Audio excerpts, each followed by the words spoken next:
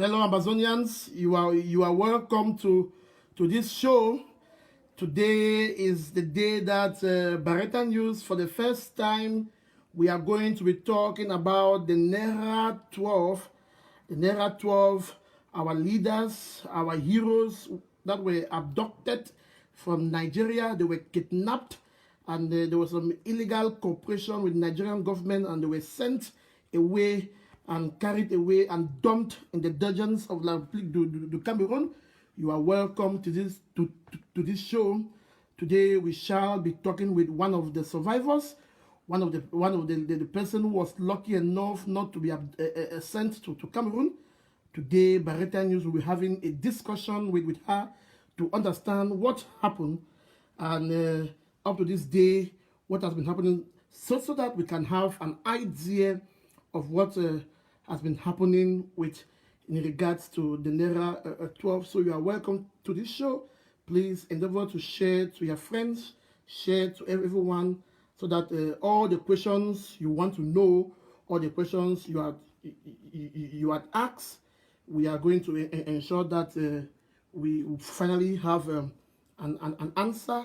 So you are welcome to this show. Endeavor that share to friends and bring others. In a few minutes, we are going to be talking about our leaders that were abducted. So please share to friends, call others to come, keep the discussion civil. We are going to have a 1 hour, 30-minute show so that you can understand, you can ask your questions, we can try to decipher what has happened with our revolution up to this date. Once again, you are welcome to this live show. We are going to begin in a few minutes from now.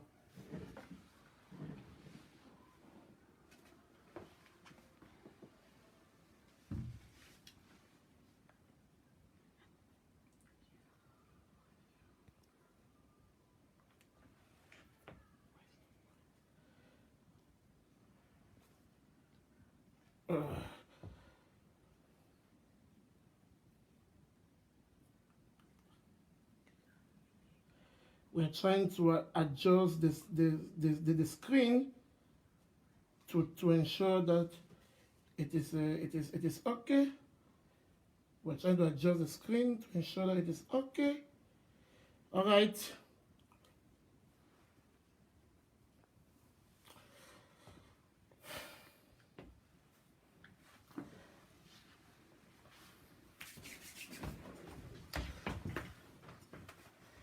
Fellow Ambazonians, this is your humble servant, Mark Bareta. Like I did inform you members or Ambazonians, those who have been present on this platform. We did announce that on this day we shall be talking with Barrister Nalova Bih, because she is one of the survivors of the Nera 12. We have heard a lot of conspiracy theories. We have heard a lot of accusations. We have heard a lot of truth, and the truth is that we can't tell what is what. And the job of Bareta News is to ensure that we contact these persons of interest to tell their own sides of the story. And like I said, we come from a family of a common law, that everyone is found innocent until proven guilty. So since the 5th of January 2018, when our leaders were abducted in Nera, in Nigeria, we went into a commotion. And that action from La République du Cameroun, that action, it caused a setback. It caused a setback in our revolution, and it is still up to this day affecting us, because all of us were trying to understand what happened during the abduction, who called the meeting, the event which happened within the abduction, who organized the meeting, who paid. All of these questions have been asked, and a lot of you have sent your questions to Bareta News email. Those questions we have printed them out, and also there were also some questions that Capo Daniel, who sometime went to Nigeria to investigate, we have also printed out his questions to ensure that we ask those questions, and we believe that Barrister Nalova will be able to give the truth and nothing else but the truth. I have told her that she should be aware that our leaders are not dead. They are alive. They are not dead. They are alive. So whatever she says today, the world will record. People will download. People will keep. And when our leaders, when they come out tomorrow, we are aware they will come out. They'll have the opportunity to tell their own story. And we are going to compare notes. We're going to compare notes if what she has said this day, 2nd of November 2018, if it is true or lies. So it is on our own interest to say the truth and nothing else but the truth. That is what I've told her, and it is my understanding that I'm going to be bringing her soon. I'm going to bring her soon so that she should join us. Join us for us to talk on this show. First and foremost, let me begin by welcoming everyone. Mama meet them and proud them for Ekiliwindi. The one the way that they watch now from Kwakwa, the one the way that they watch from Mato, the one from Tole, the one from Babunji, the one from Mabanda, the one from Kendem village, from Takwai, from Hum Mezam, Bello, Boyo, across the northern and southern zones, fellow people the way they for inside Germany, the one for South Africa, Nigeria, USA, Canada. All of you that are watching the show, you are welcome to this live show. Like I said, we will keep this live show very interactive. We will ask the questions them, and I will do what we call a follow-up questions because I don't just ask them, then I fold my hands. I say, okay, I don't hear, okay, no. I go ensure say I also interrogate her, to give a follow-up question so that at least whatever she says should be as clear as possible. And the images will be there, the videos will be there for anyone to use and make their own conclusion. At least she must have had her own side to say. We pray that our leaders, Siku and the rest, they should be out as soon as now so that they can say theirs, and only by then must have completed the puzzle. I want to assure that the questions have been printed. She has not seen any questions, but she has an idea of the type of questions that people ask because it's what everybody has been asking all the time. What happened on that day? Who called the meeting? Why did Siku leave USA to Nigeria? Why was she not sent also to Cameroun? All those questions, all those questions, who is Tatasin, or all those things, all those questions, we have them. She knows them, so it's not something that it is common because she has been on social media also. She has been reading comments, she has been saying things, so she knows them. So people should not think that questions have been designed and give. So, but it is on her to ensure that she gives the truth, nothing else but the truth, because if she tells anything which is a lie, when Siku and Tasa and the rest, when they come out, we are going to know the truth of the matter. So this is just one step. This interview today or this discussion, it is not the end. It doesn't mean whatever it is being said today, it is the end and it ends everything and I say, okay, we are done. No, it is never over until Tasang and the rest, until they have their own story to tell. And they too, when they are out, they will have their own story to tell. And I hope that God will give Bareta the opportunity and the means to ensure that we should be alive to also interview them or get to talk with them. So that said, Barrister Nalova, I would like to invite you to join us in this live interview. You are welcome, Mom. Thank you. Thank you, Mark. Have a seat. Thank you. All right. It seems to be Yes. yours. Thank you for my phone. Let the live show begin. Let the live show begin. Barrister. Yes, Mark. First and foremost, I want to, like every other Ambazonian, I want to appreciate and to congratulate you for for your sacrifices that you've done for Ambazonia since at the level of the consortium back home and at this stage. We understand that you have gone through a lot, and before inviting you, I was telling the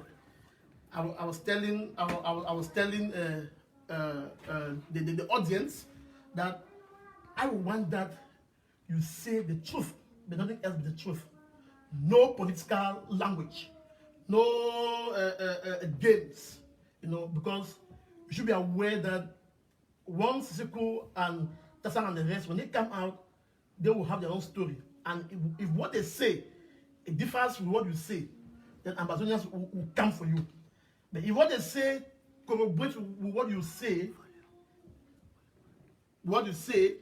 then be aware that Ambazonians will appreciate you.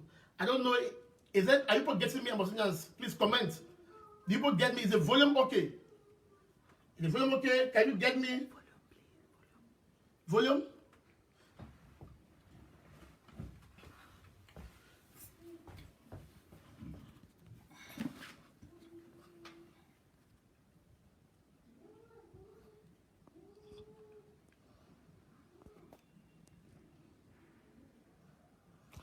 So I don't know.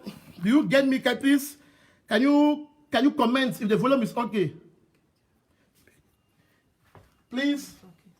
Can you comment if the volume is okay? Is the volume okay? I'd like to see people commenting if the volume is okay so that we can begin. Is the volume okay? The volume is okay. All right. Is the volume okay? Ambassadors, please. Is the volume okay? If you can get me, all right, you get me. Barrister. Yes, Mark. You're welcome. Thank you. First, I hope they're getting me. I want to thank Ambazonians for the trust they have placed on me. I want to thank Mark for the journey he's taken to make sure that he meets with me and have this interview. I also want to tell Ambazonians today that whatever I say, it's what happened. And I will plead with them that after today, we should all focus on the struggle, especially getting our leaders out of jail, because they are the only ones that can collaborate whatever I say today, nobody else.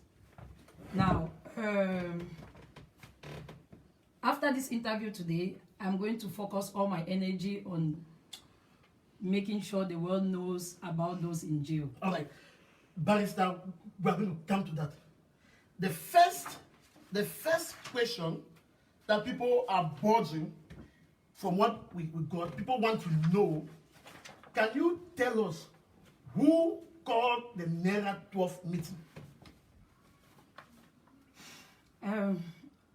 The Nera 12 meeting was called by the president. Was called by the president, Yaounde, and as a president, he has a right to summon anybody at any time for a meeting. And that was what I was doing. He called for the meeting, and as usual, as many Ambazonians who know, Mark, you were at the fourth conclave. I'm always in charge of the logistics of any meeting that they call, and I was simply doing that. So you are telling Amazonians that Yaounde summoned the meeting? Exactly. At that time, where was he? He was in, that was on a Wednesday. I think he had landed in Nigeria. So, did he call the meeting while he was still in the United States? Or when he arrived in Nigeria? Because from our understanding, the meeting was impromptu, was impromptu. Mark, I would like to make you to understand something. We are in a revolution, and meetings are not something that you plan to have a meeting in 3 months' time. It all depends on what the objective of the meeting was going to be. As a president, he has a meeting, he right to call for a meeting even at midnight. And as his followers, we are supposed to attend to it. But some members of the interim government claim to have no idea of that meeting.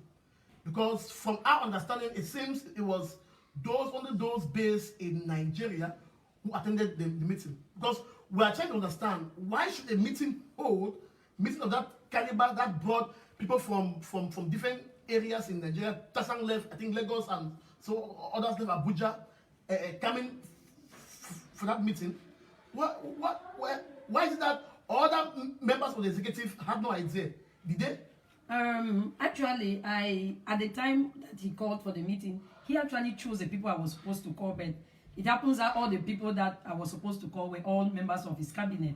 And I don't think that the meeting was something that had to do with only those of us in Nigeria. I think that if you, for example, you were in the government and you were present in Nigeria at that time, I think he would have called you, because it wasn't really, from what he explained to me, it wasn't really something like some high-level meeting that we're going to have.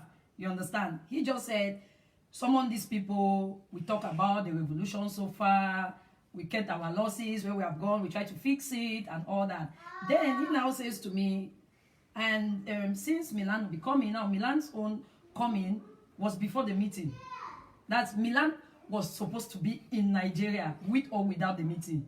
But now, since Milan was already coming, it would be an opportunity for him also to sit down and talk with him and Atasan, which for me at that time I didn't see it as a problem. So, but Milan was not part of the interim government, right? Well, yeah, he wasn't part of the interim government on the books, anyway. Yeah, on the books. On the books, yes, but he was part of the interim government because you remember he was in America with Siseko, and again, whatever he was coming to do in Nigeria was still part of the struggle. It doesn't matter whether he was on the pieces of paper or not. He was. So are you telling us that Milan was a hidden hand behind? I think so. Yes. Okay. All right. And Yaounde of Stabe, the president left USA and flew to Nigeria for that meeting. Impression over social media, many people said Siseko went to USA and he was supposed to remain. What happened that he left the USA early to Nigeria to have a meeting with a cabinet? Why not have a meeting by Skype or by Zoom? Why that physical meeting? Many people were of the impression that it was a meeting to negotiate backdoors with La République du Cameroun. That actually La République was present in that Nera 12. Okay. Is that so? No. Siseko's going to the US. I will explain to you. I don't know whatever, if he had to stay in the US, that he didn't discuss with me. But the initial date Siseko was supposed to leave for the US, Siseko had missed his flight in Lagos. He was flying from Lagos. And he missed his flight. Then he calls me and says, I will just add maybe a couple of days to the normal day I was supposed to return. And I said, okay, no problem. Now, I don't know if he was coming back for the meeting, but I don't think so, because his day of coming back, I think people in America knew. If you remember the meeting we had the last time with the Kometa, he said that they were the ones who actually even made him to stay longer in America. I had no idea about that. I only heard it at the meeting. And again, we should also understand that I think Siseko was working somewhere. So I don't understand how Siseko was going to America to remain there. But Madam Barrister, what I don't understand is that why should a meeting take place without other members of the cabinet? If I was a president, okay, no. I called the meeting. Let me learn. If I'm a president and I called a meeting, I know, okay, this meeting I'm calling, most of those who have attended are those who are based probably in Nigeria. At least other members of the cabinet should have an idea that there was a meeting, because they all came out like it was like a shock to the very executive of the interim government. That is what baffles me, because when I discussed with Dr. Sako in June, I talked to Dr. Sako. Actually, it was a WhatsApp. We were talking on WhatsApp. Dr. Sako actually told me that Patasan told him I was going for this meeting. Kalesh told me he spoke to she spoke to Seseko, and Seseko said he called the meeting and he was going for the meeting. So if people say they didn't know about the meeting, then I think that it's even me, I cannot understand. So you are saying that Dr. Sako knew because he said he spoke to Tassan. Tassan told him about the meeting. Caleb said Seseko himself told her about the meeting. So definitely a couple of people knew about the meeting. I was shocked because I thought at the beginning, I thought just maybe 14 of us who were supposed to be in that meeting knew that there was a meeting. But then when you start talking to people and anybody says, oh, this person called me and said I was going for a meeting, this person called me, and then at the end of the day, the meeting was no secret. Why was Milan Atam invited? Because Milan Atam is a person of interest. Okay. Why was Milan Atam invited for that meeting? He flew from South Africa to Nigeria. What actually was the reason? Mark, I've said it again. I will say it for the last time. Milan's coming had nothing to do with this meeting. Milan's coming was already discussed. Then this meeting was called. Now, Milan's coming was only an addition to the fact that Milan will be here. Milan had to arrive on Friday and we're supposed to talk on Saturday in the morning, and then we go to Cross River, Milan and I. Now, it had nothing to do with this meeting. Do you get what I'm saying? Milan was not flew in to come and attend a meeting. No. And if I want to quote you to Milan's audio, because I will not say I haven't listened. We are coming to wait, hold on. Yeah, because I will need to explain to you that he said in his audio that his mission in Nigeria was very sensitive. Then for sure he knew what the mission was, and definitely he knew that he wasn't coming for the meeting. The meeting was not. It was just like they say, okay, Mark, go to America, and then the process of going to America, they not tell you that, oh, there's a fundraising for Ambazonia, and they will want you to attend. But Milan's presentation with the screenshot that he showed and everything that he showed indicated that you paid, you were trying to lure him to the said meeting, because from what he said, the discourse, it shows that he has to be there.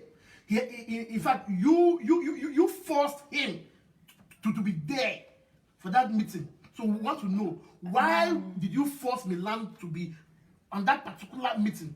And why is it that Siku wanted Milan to be for that meeting? Mark, there's something that you are not still getting it. Explain to me. Milan's coming, I'm still telling you, Milan's coming had been discussed before this meeting was called. Milan's coming on that Friday was a coincidence with the day that the meeting was programmed. The pressure I put on Milan, now I don't want to talk about the screenshot. There are Milan, like I said, it's Milan's screenshot. We'll come to the screenshot. Yeah. Those screenshots are so very important. Yeah. So the pressure I put on Milan to come to Nigeria had nothing to do with the meeting. It had something to do with this how do you call it? No, it had something to do with this so-called sensitive thing he was coming to do. Now you don't know. I know what he was coming to do, but okay. I would prefer not to comment on that. Okay. Yes. Okay. Now, he knew why he was coming. It had nothing to do with this meeting. But like I said, from the way the meeting was called, I understood that it wasn't a meeting for a particular set of people. Maybe if there was any leader around, maybe if Sako was, at that time, Sako was not the president. Maybe if he was around, he would have been invited to the meeting. You understand what I'm saying? It was not a particular, because the way I understand, people are trying to make it looks like he was having a singer meeting. It wasn't a singer meeting. It was just a leadership meeting. Any leader that was in Nigeria could be present. And then Milan happened to, I was discussing with Milan on his coming. It had nothing to do with the meeting. It was only after the meeting, me and Milan, we had agreed on his coming, then the meeting came up. You get what I'm saying? Yes. Then I called him, I asked him, so what is this meeting all about? He said, really nothing. It's end of year. It's good we sit down, talk about the revolution, where we can fix, where we can... So you are making us to understand. I want the audience to look at the eyes talking. You are making us to understand that Atam Milan was coming for something sensitive not for the purpose of the meeting. Exactly. But we from the discourse of what he presented said you requested to pay his flight. If he was coming for something different, something sensitive that you have said you know, but you want to comment, why will you pay Milan's Atam flight or propose to pay his flight? Because when you pay the flight of someone, it means that you have an interest for that person to be around. So can you tell us? Mark, I don't know if you say I paid the flight. First of all, you need to clarify that statement, because that's a statement that has been worrying me. Even me. You've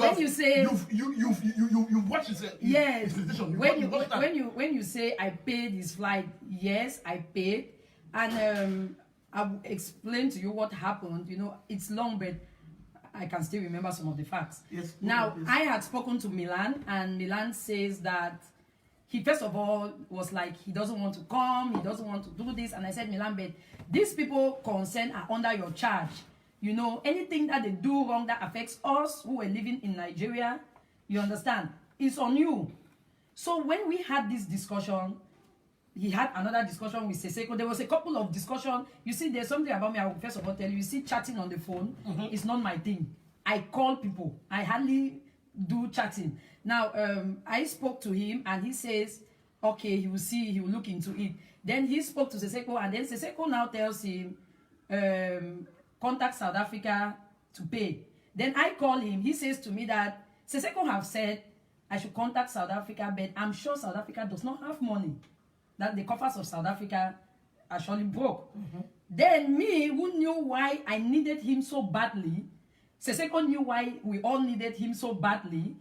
I went back to Seseko as a president, and I said, President, please, I don't think South Africa will have this money to give. Now, the little money we have raised, why don't we just pay the ticket, get this thing solved? Someday we don't regret that because of 300,000 naira, and then everything went, you know. And Seseko says to me, okay, fine. If that is what you think, then you go ahead. And that is what I did. And finally, I paid. I paid. All right. What was the exact purpose of that meeting? Because many people are worried. Amazonians are worried. They have been asking questions. Many people thought that meeting was called. I myself, at some point in time, I believed. I will not lie to you now. I believed that La République was there. In fact, actually, it was a negotiation. Something was going on. You people were surely talking about federation that we want to hear. So, what was the purpose for people to sit in that hall until they came and clear out the whole team of leadership? What was the agenda of that meeting? Okay, Mark, see, at the beginning I told you already that Seseko just said he wanted us to sit, talk about the revolution, and especially the refugee crisis that was alarming in Cross River. The money the interim government was pumping in there seemed not to be enough. Every day, money is going, refugees are increasing. It was just, you see, even me, I didn't really get what the whole point was. So when, I would now explain to you, when Seseko, when I told him, okay, I finalized with Milan was coming and all that, I said, okay, no problem. He now said, okay, contact Milan and you people should drop an agenda. I'm like, agenda for what? He said, contact Milan. You people should just tell him what I've said. Now, there was something that you must understand. Seseko was the president, but Seseko knew that I was far much more closer to Milan than to him. So if Seseko says something to me, he knows that if I don't understand, I will be better placed to tell Milan what it is. So I call Milan and I say, Milan, Seseko said that there's a meeting on Friday as you are coming like this. We'll attend the meeting in the evening, and then on Saturday morning, we leave to go to where initially was his program to go to. And I said, Seseko said I should contact you, I should do the agenda. He asked me, what is a meeting about? I said, I don't know. But the meeting is just everything about the struggle, you know, it was precisely like that. So he says to me that he doesn't know, we should go and do the agenda, which I went and I didn't even do the agenda because I really didn't know what to write. Anyway, I never know what to write anyway. So the day of the meeting, we sat down and Seseko asked me, where is the agenda? And I said I didn't prepare any agenda. So he now said, okay, he's going to scribble something and for me to share. Now, you have told us that you paid for the flight of Milan, and I'm sure you also did that for other people in everybody in Nigeria. Everybody. Where is that money coming from? Like I said, Siseko was a president of a government. For God's sake, we don't expect Siseko to not to have 1,000 naira. There was money that I raised. I'm sure Milan knew about it because I told him that I was raising money with Siseko together. We wanted to use it for humanitarian reasons. The money did not just come only from Ambazonians. It came for a couple of other people that were not even Ambazonians. So when the Milan issue, South African coffers and all that, but then when I weighed the gravity of what we needed Milan for, the 300,000 naira was little or nothing. You keep pushing me back to this sensitive issue. Maybe I should ask, what was that sensitive issue that Milan had to come? You knew. Our president knew. Can you comment on that? I'm not only the one who knew. Okay, tell us. Listen. Tell us. I knew. Yes. A couple of other people knew. Yes. Now I will not. No, I will not. I cannot do that. I will not do that now because the people are somehow still in danger. Now I would prefer that, like I said, that sensitive issue. This call is being recorded. People are listening to it. Yes, of course, and we are aware. Yes, and that is why I wanted it to be live, so that people keep it until the day Siseko comes out. Now, a couple of people were aware of it. I was surprised when I came out and when I tried to discuss with Kalesh, and Kalesh said, you will be surprised that what was happening, one of the people that you were with called me and told me. So meaning that I was not the only one who knew that things had fallen apart. Now, I have this tendency of putting pressure on people when I sense danger. I feel so sorry that maybe the pressure, I started putting it was too late. Because when I got, I'll be honest with you, when I got to Cross River, I discovered that everything had fallen apart. The fact that we're sitting up there in Abuja, thinking that everything was okay, you go to somewhere and then you discover that nothing was what you were seeing. Then you get scared. You understand? I want to know that sensitive issue. That's my issue. I'm sorry, Mark. You can't. What is that sensitive issue Mark, that I'm sorry, we, the people, cannot know? Because right now, it is not the Ambazonians are watching. The Nigerian government is watching. La Republic is watching. Everybody is watching. I want to put you on record. Yes. Does Chris Ano, Professor Kasim Ayangwe, Dr. Samuel Sako, these three persons, do they have any idea about that sensitive issue? I don't know. I can't tell. You can't tell? No, I can't. All right. We have you on record. Now, on the 5th of January, can you give us the scenario? What was happening? What was happening within the hall? How does it happen? Mark, I correct you first of all. We're not in the hall. Now, that is the part that people get it wrong. Not hall. Okay, hotel. Nera Hotel. Let me use that hotel. I don't know whether it was a conference room, but I'm talking about Nera Hotel. What happened within the hotel itself? Mark, you see, because the thing was not meeting. I always say that it was not really a meeting per se, because we're sitting outside behind. I don't know, for people who are watching, I think some of them that have been to Nera before, at the back of the hotel you have a lake, you have an open space, so we're all seated there. And normally this meeting was supposed to start at 3 p.m. but a couple of people came late. Somebody like Barista Yaounde, for example. Barista Yaounde did not even know about this meeting until that Friday at 1 p.m. in the afternoon. He came late. Patasan did not come until maybe 7 p.m. like that, because Patasan was the last to come, yes. He did not come until like 7 p.m. So the meeting actually started late. So we had barely even started. You know, we're still talking. Siseko was just trying to tell us about his trip to America, you know, the things he did. It was just let me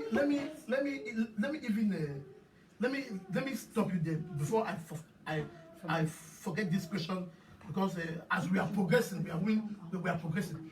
There were some loud voices on the media that said Dr. Akwanga, Dr. Ebenezer Ayaba, and John Ba Akuru, both heaven.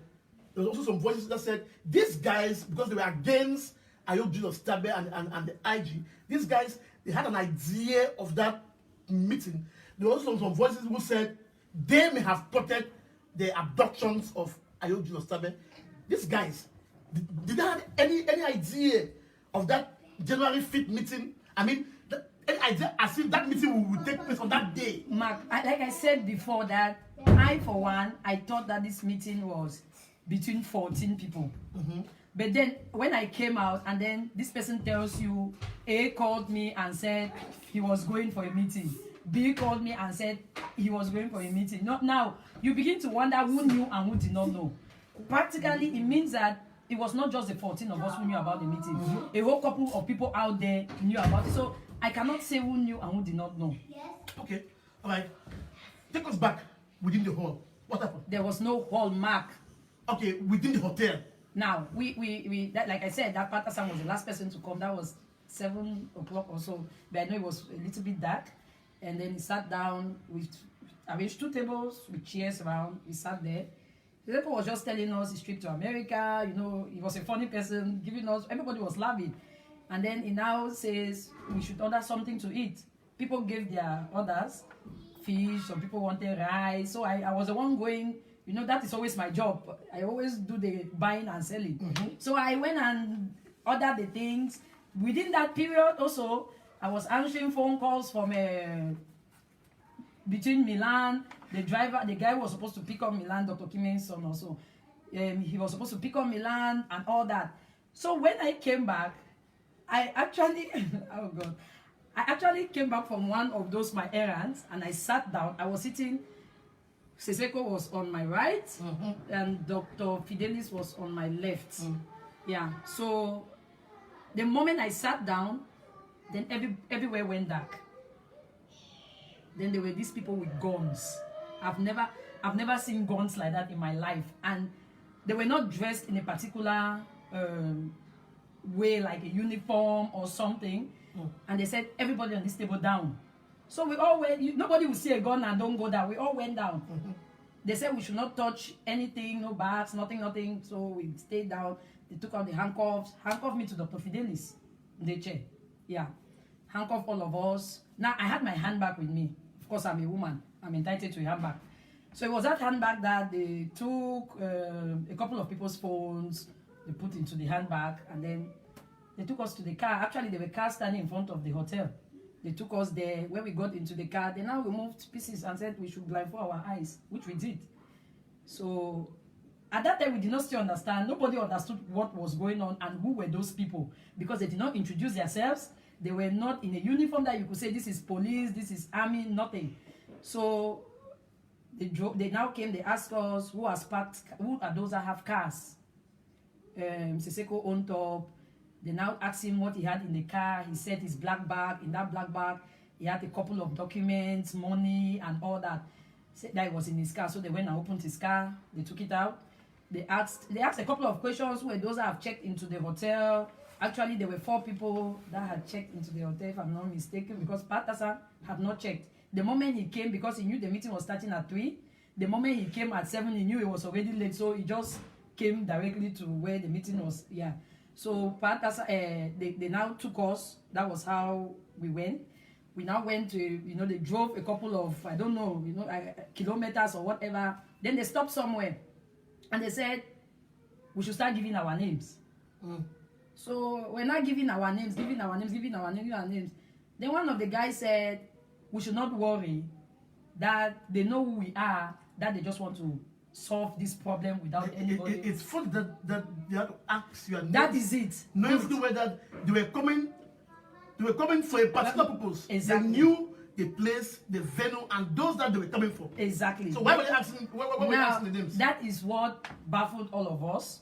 They asked our names, and then one of the doctors said, if we were in Dr. Ojong asked if we were still in Abuja, or no, that if we're still in Nigeria, because we are driven for a considerable distance.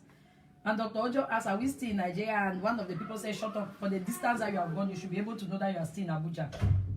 That was his response. Then they came back. All this conversation was still blindfolded. Then they came back, got into their car, took us away. So when we got somewhere, they stood there. You know, you don't know where you are going to. They stood there. They came and they were taking us the people who were handcuffed together, they would take 2 of you. Those of you who were alone, they take you. So that was what was happening. So they came, they removed the handcuff from my hand because I was with Dr. Fidelis. They removed my own handcuff, took me alone because I was the only lady. Got there, they searched me. The pieces were still on my eye. But you know, sometimes I'm a very troublesome person. I'm still struggling to see if I can know where we are even going to. People cannot just arrest you like that in the middle of the night and then it's okay.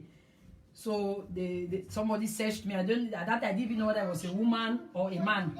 He or she searched, finished, directed me, who held my hand, directed me to a certain room. The only time the thing came out from my eye was now I was in a room that is, I don't know, I didn't do well in mathematics. But the room was like, if you know our normal rooms in back in Pays, the room was like 6 of our normal rooms back in Pays. And then there was a small bed at the end of the room, at one corner like that, one bed on the floor at the corner there. Then the girl, you know, she had to move that thing from my eye. So I sat there and I asked the girl now, it was a lady, and I asked her, so what am I doing here? She said she doesn't know, that she's just following orders. Were you guys terrified when it happened? Were you guys tortured? You see, the problem is when we were arrested, we were not tortured when we were arrested. But then, our personal experiences in detention is individual. Because, for example, I was detained alone. I was not detained with them. They are men. I'm a woman. I was alone for close to a month before they brought this mama from Taraba. The mama who offered the houses for those refugee guys who were arrested. After a month, she was brought there. So individual, what everybody went individually is the person's. So these guys, they took you people from the hotel, they drove, and you people were detained. Anything specific? Did they tell you why people were taking any specific information? No. The only thing they told us was that they knew who we were, and that they want to try to see how they can solve the problem without further fighting. That was the only thing they said. So even when they said that, we started having in our mind that maybe on Monday, you know, when they arrest you during the weekend, it's possible that you just remain in detention until Monday. So we now thought, okay, maybe on Monday they will say they should come and bail us. Maybe we're going back to a police station. Then Monday now people will come and say, okay, our people are here, can we have them? But then when we now discover that where we were doesn't even look like a police station, that is where I was alone. I started knowing that no, this thing is not what this meant, because it was Dr. Kime was actually saying that I should not worry about it, that on Monday he's very sure that they'll come and bail us and we'll go home. All right. You guys stayed in those detention facilities. While we guys were there, we learned that the UNCH came and all of that. Is that true? Yeah. What did they say? The UN came on. The UN came exactly 14 days after we were arrested. It was on a Thursday. When the UN came, we didn't know that the UN had come. So they just came as usual, remove you from your room, blindfold you. And then that was the first day I saw my slippers. Because when they were keeping me in that room, they took my slippers, took my earrings. I was left with this same jean I'm wearing and then with a pink t-shirt. You mean this same jean? This same jean I'm wearing. This same jean is not a souvenir? Yes. Okay. This same jean and a pink t-shirt. All right. So when they came to my room, the lady came to my room, brought my slippers. The moment I saw my slippers, I thought I was going home. I saw her remove her blindfolding thing. She said I should wear it. I wore it on my head. Then the next thing, she directs me into a bus. When I got there and sat down, and then I heard somebody asking, is that Nalo? It was pound for. Meaning that they had brought in some of the men before I came in. And I said yes. So now everybody had his shoe on. We were actually walking barefooted. So everybody had a shoe on, thinking that no, maybe things we are now going home. Then before you know it, we drove a certain distance, and then we got somewhere. They said we should remove the folding. We did remove. Then we discovered that we one building. They said we should come out. We came out, and then we now met a white lady and a black sitting there. Apparently that was the UNHCR. So when they came, they asked us a couple of questions. Who were those that were recognized refugees? Those who were holding passports.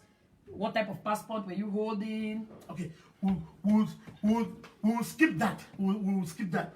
Now, Milan Atam. Let's go to Milan Atam. Milan Atam was supposed to be in that meeting, and he missed to be abducted, according to the information.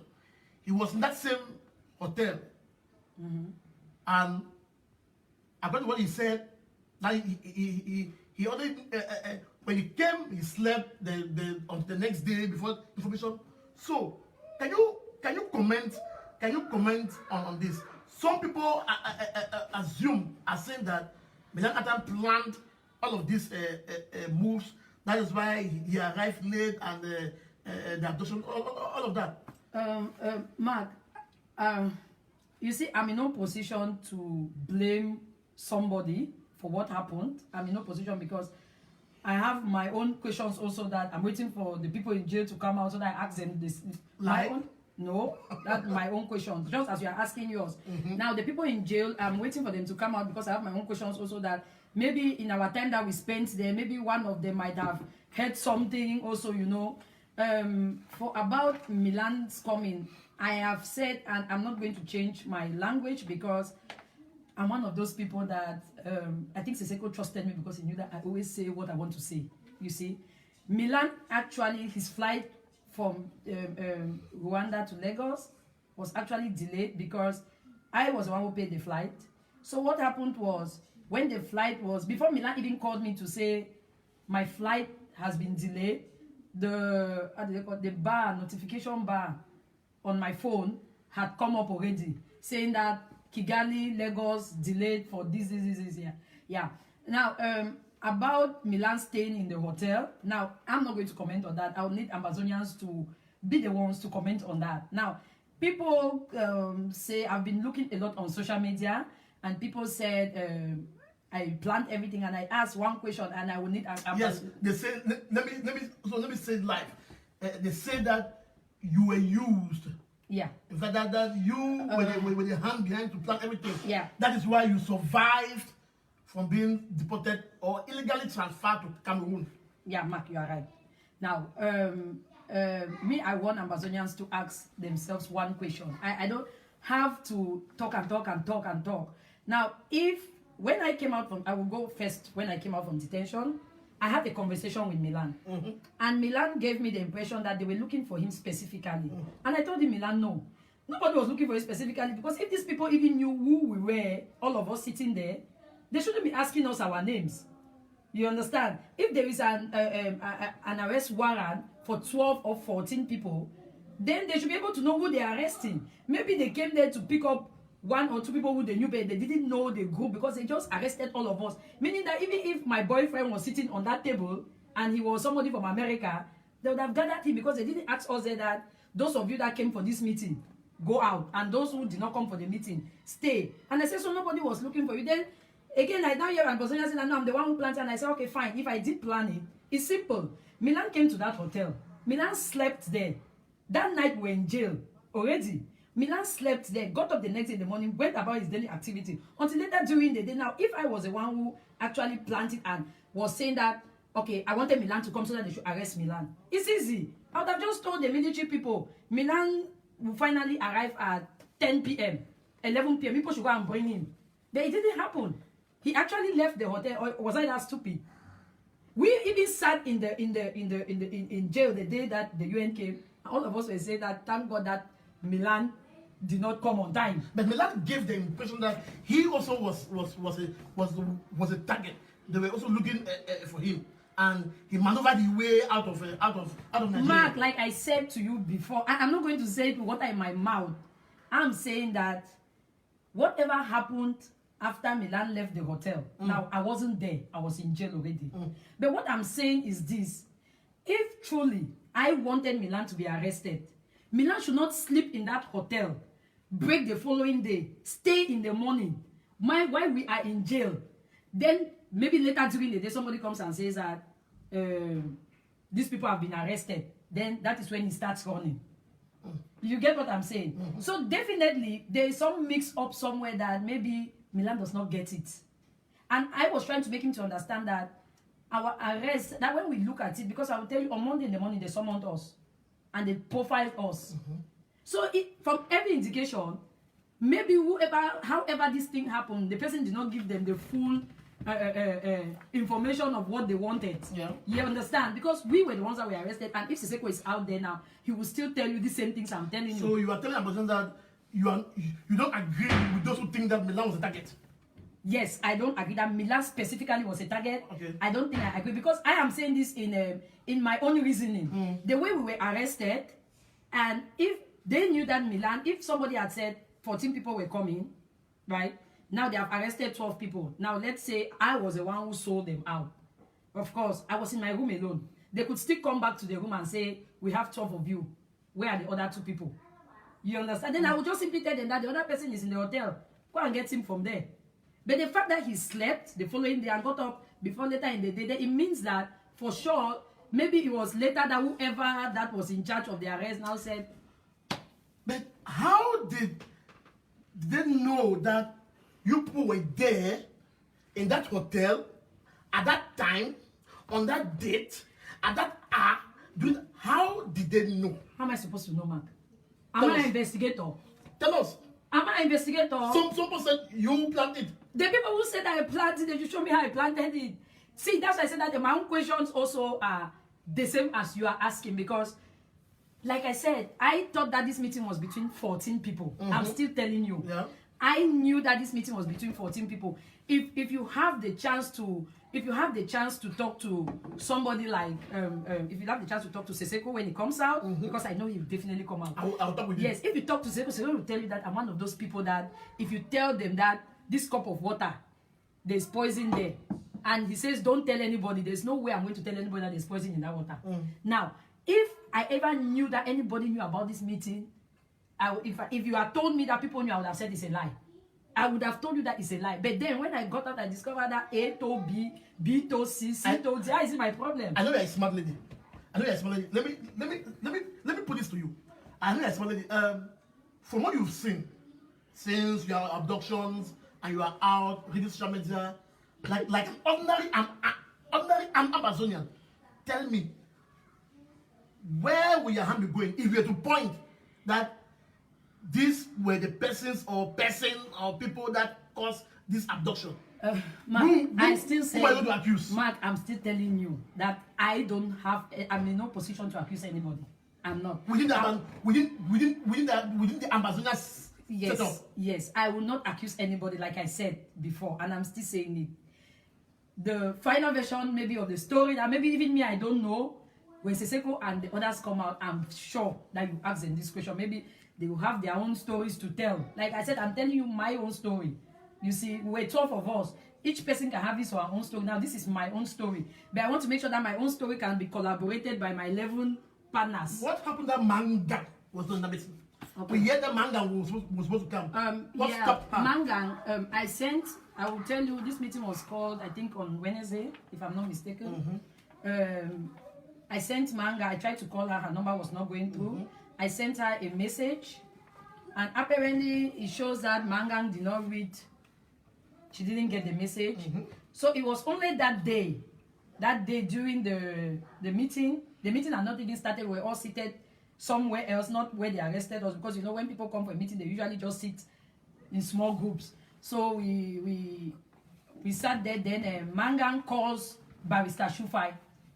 I think that maybe she was just calling him maybe on a normal calling, because she said that she was not calling Shufai because of the meeting, because she had not even still seen the message. As of the time that she was talking to Shufai, that she had not still seen the message.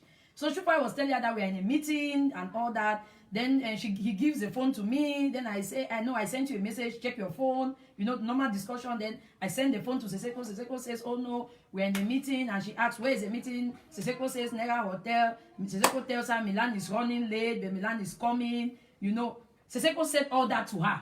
So if she has not told the people that Siseko had said that to her, then there is a major problem. You get what I'm saying? Siseko told her Milan was running late. We are in the meeting. And she said she wanted to come. Now we started calculating where she was, how many hours she would take to come. Then she passes the phone to somebody that she says is her PA.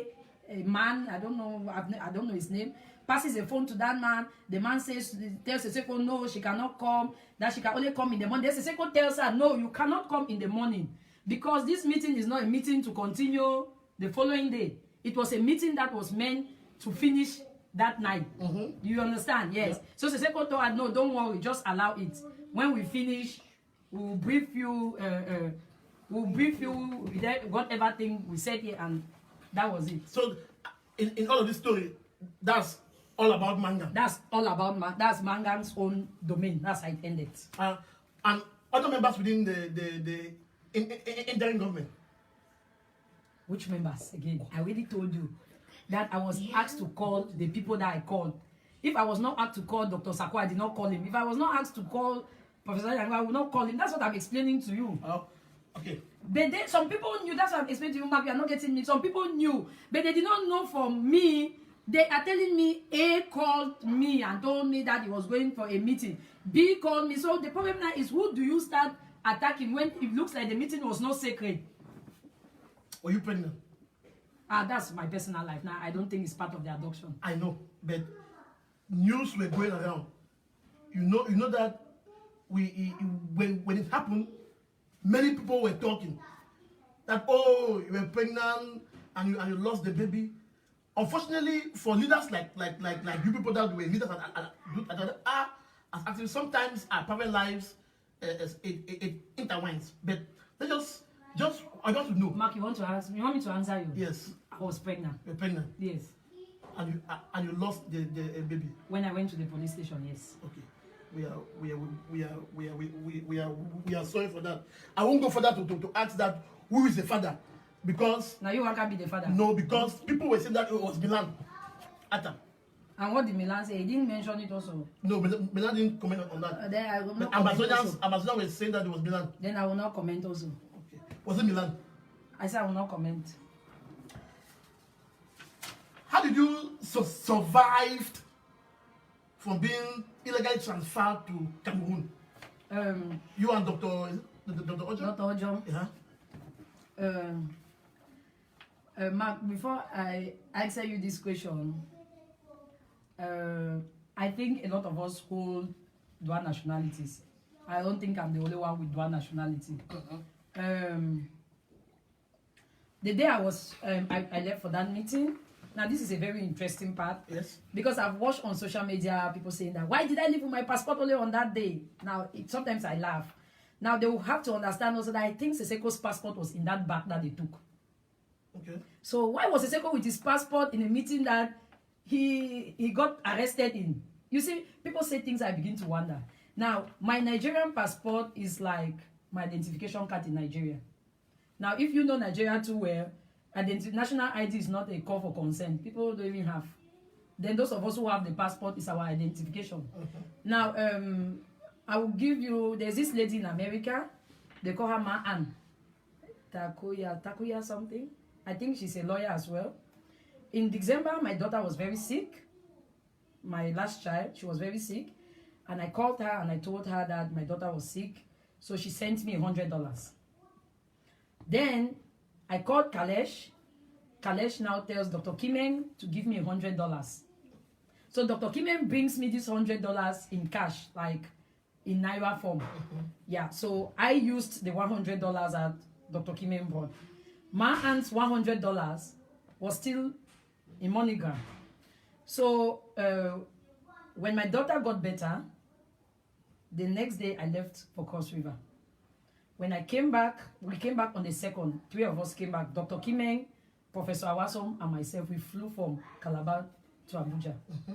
Good. So when I came back that Tuesday, Wednesday is a day that I was doing transferring of money for people's transport and all that. So on Thursday, I got Dr. Kimeng's adopted son, Keke. And I said, Keke, we should go to town. I have some money I want to cash. So, I left with Keke. We got to MoneyGram, it's an Access Bank in Maitama. Now, then that is where my passport comes into play. It's true that in Nigeria we walk around without identification. Ambazonians, we are sorry. The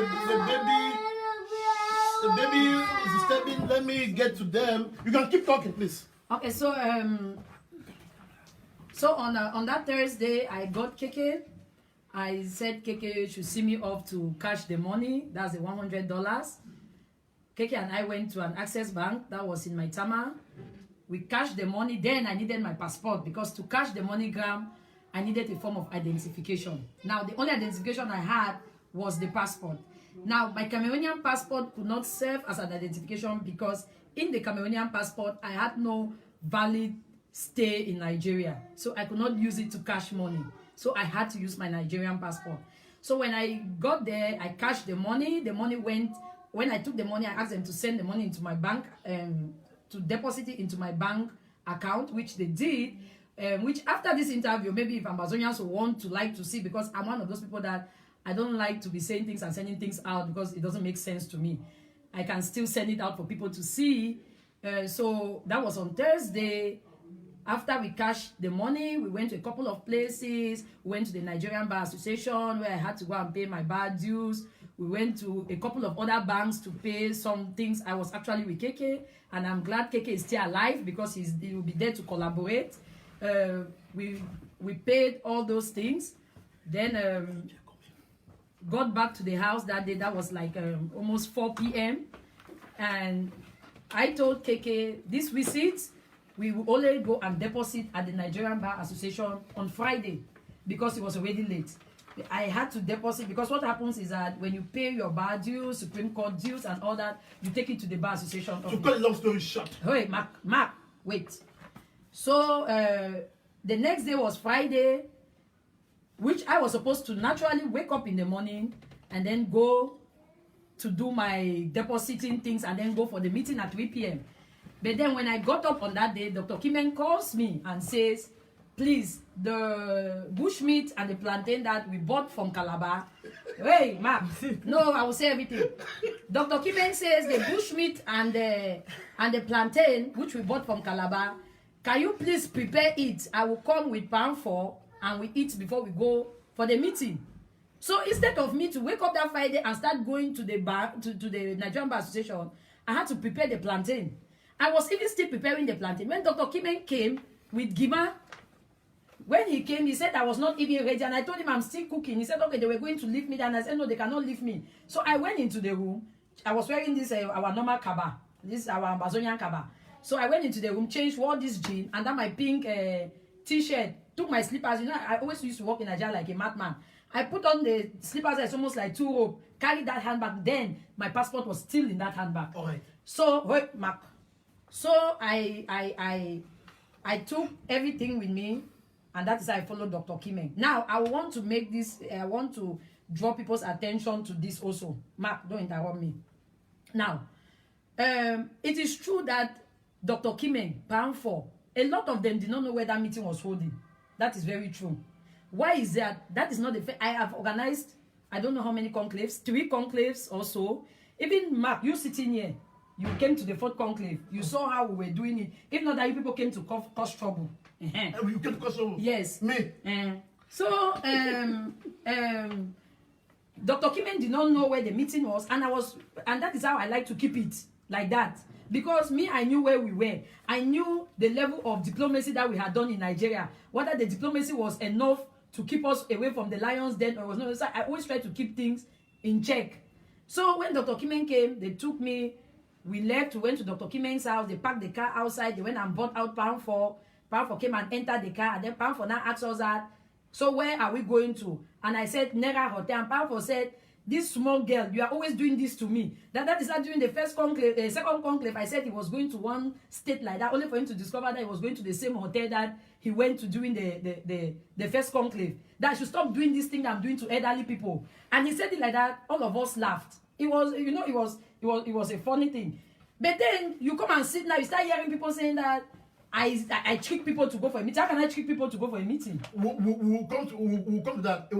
It was Milan who said that in an audio that as they call him, Milton told him that you tricked Dr. Kimen and the other people to go for the meeting.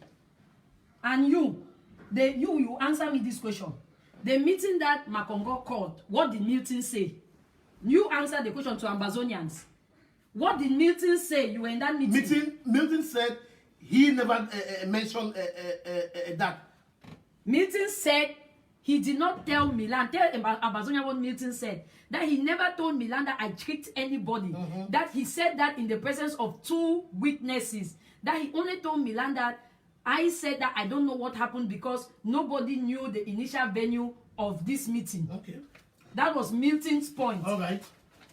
Now, what we want to know, the most important is that the fact that you were not transferred to Cameroon, was it because of the Nigerian passport?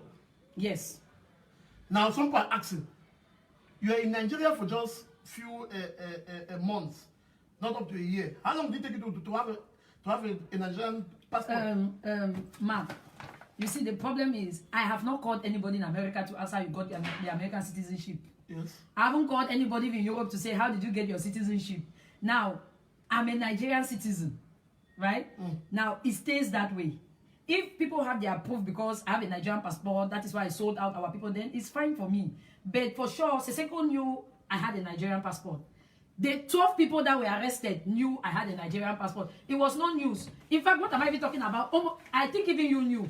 So what is a big deal about it? All right, let's go to Capote Daniel questions. Now, let me. Capote Daniel is an Ambazonian activist. He calls himself civil rights activist, and he has been doing a lot for the revolution. He told us that he came to Nigeria to do a couple of investigations, went to Nera Hotel, visited some lawyers, made some videos and posted on. And so, while we announced that I'm coming for this interview, he posted a couple of questions that I think that you should respond to those questions. Because we shouldn't leave here and the show is over and people say some questions were not asked because of that. So Capote Daniel gave a couple of questions in which I printed, and maybe there are some which I had already asked, but we'll just go through a couple. If there are some that was already asked, you clarify us maybe further. I think the first question that Capote Daniel is asking is that, are the screenshots displayed by Milan Atam authentic? Okay. Now I'll answer. This one is Capote Daniel. Yeah. This answer is going to Capote Daniel. Capo, regarding the screenshots, I'm not going to be answering screenshots that did not come from my phone. Now, like you said, there are Milan's screenshot, and Milan should be the best person to answer that. Now, I don't have a phone. The phone that I had before I was arrested, I don't know if it's still in Nigeria or like Republic. I think that response is evasive. Let me give an example. Okay. If I see a screenshot from you on the social media, I will know whether that conversation is coming between you and I. Like I can decipher and say that screenshot is authentic or it is fake. Now, Milan during his audio discussion presented a lot of screenshots, some with your conversation, some with us. I'm only asking if the conversation that he showed with other persons in South Africa, I'm saying I said, Mark, I haven't changed my response. That which are they authentic, or is it that Milan had to forge such screenshot? Ambazonia want to hear. Mark, I'm still going to repeat it to you. That, like I said, those screenshots are Milan's screenshots. Now, however, whoever has seen the screenshots and wants to ask me any question regarding the screenshot, and which I'm aware of, I will definitely respond, and that is why I'm here. Okay. Now, but for the screenshot and whether it is authentic or it is not authentic, now I'm not able to explain that to you. Okay. Can you tell us what in those screenshots that you can say, like I said, are yours? Like I said, they are Milan screenshots. Okay.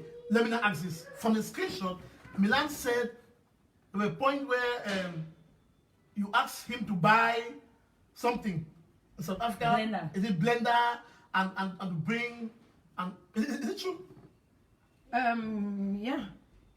It's a blender in the kitchen. Yeah. Yes. So we can confidently conclude that safely that some aspects in those screenshots were authentic. That is your conclusion. I didn't conclude with you. If you want to conclude, that is fine. Okay. The next question that Capo Daniel asked, was that meeting in Calabar related to the abduction? Which meeting is that in Calabar? First of all, which meeting is it talking about? I don't know, but I know that my going to Calabar had nothing to do with the abduction. Who sent you to Calabar?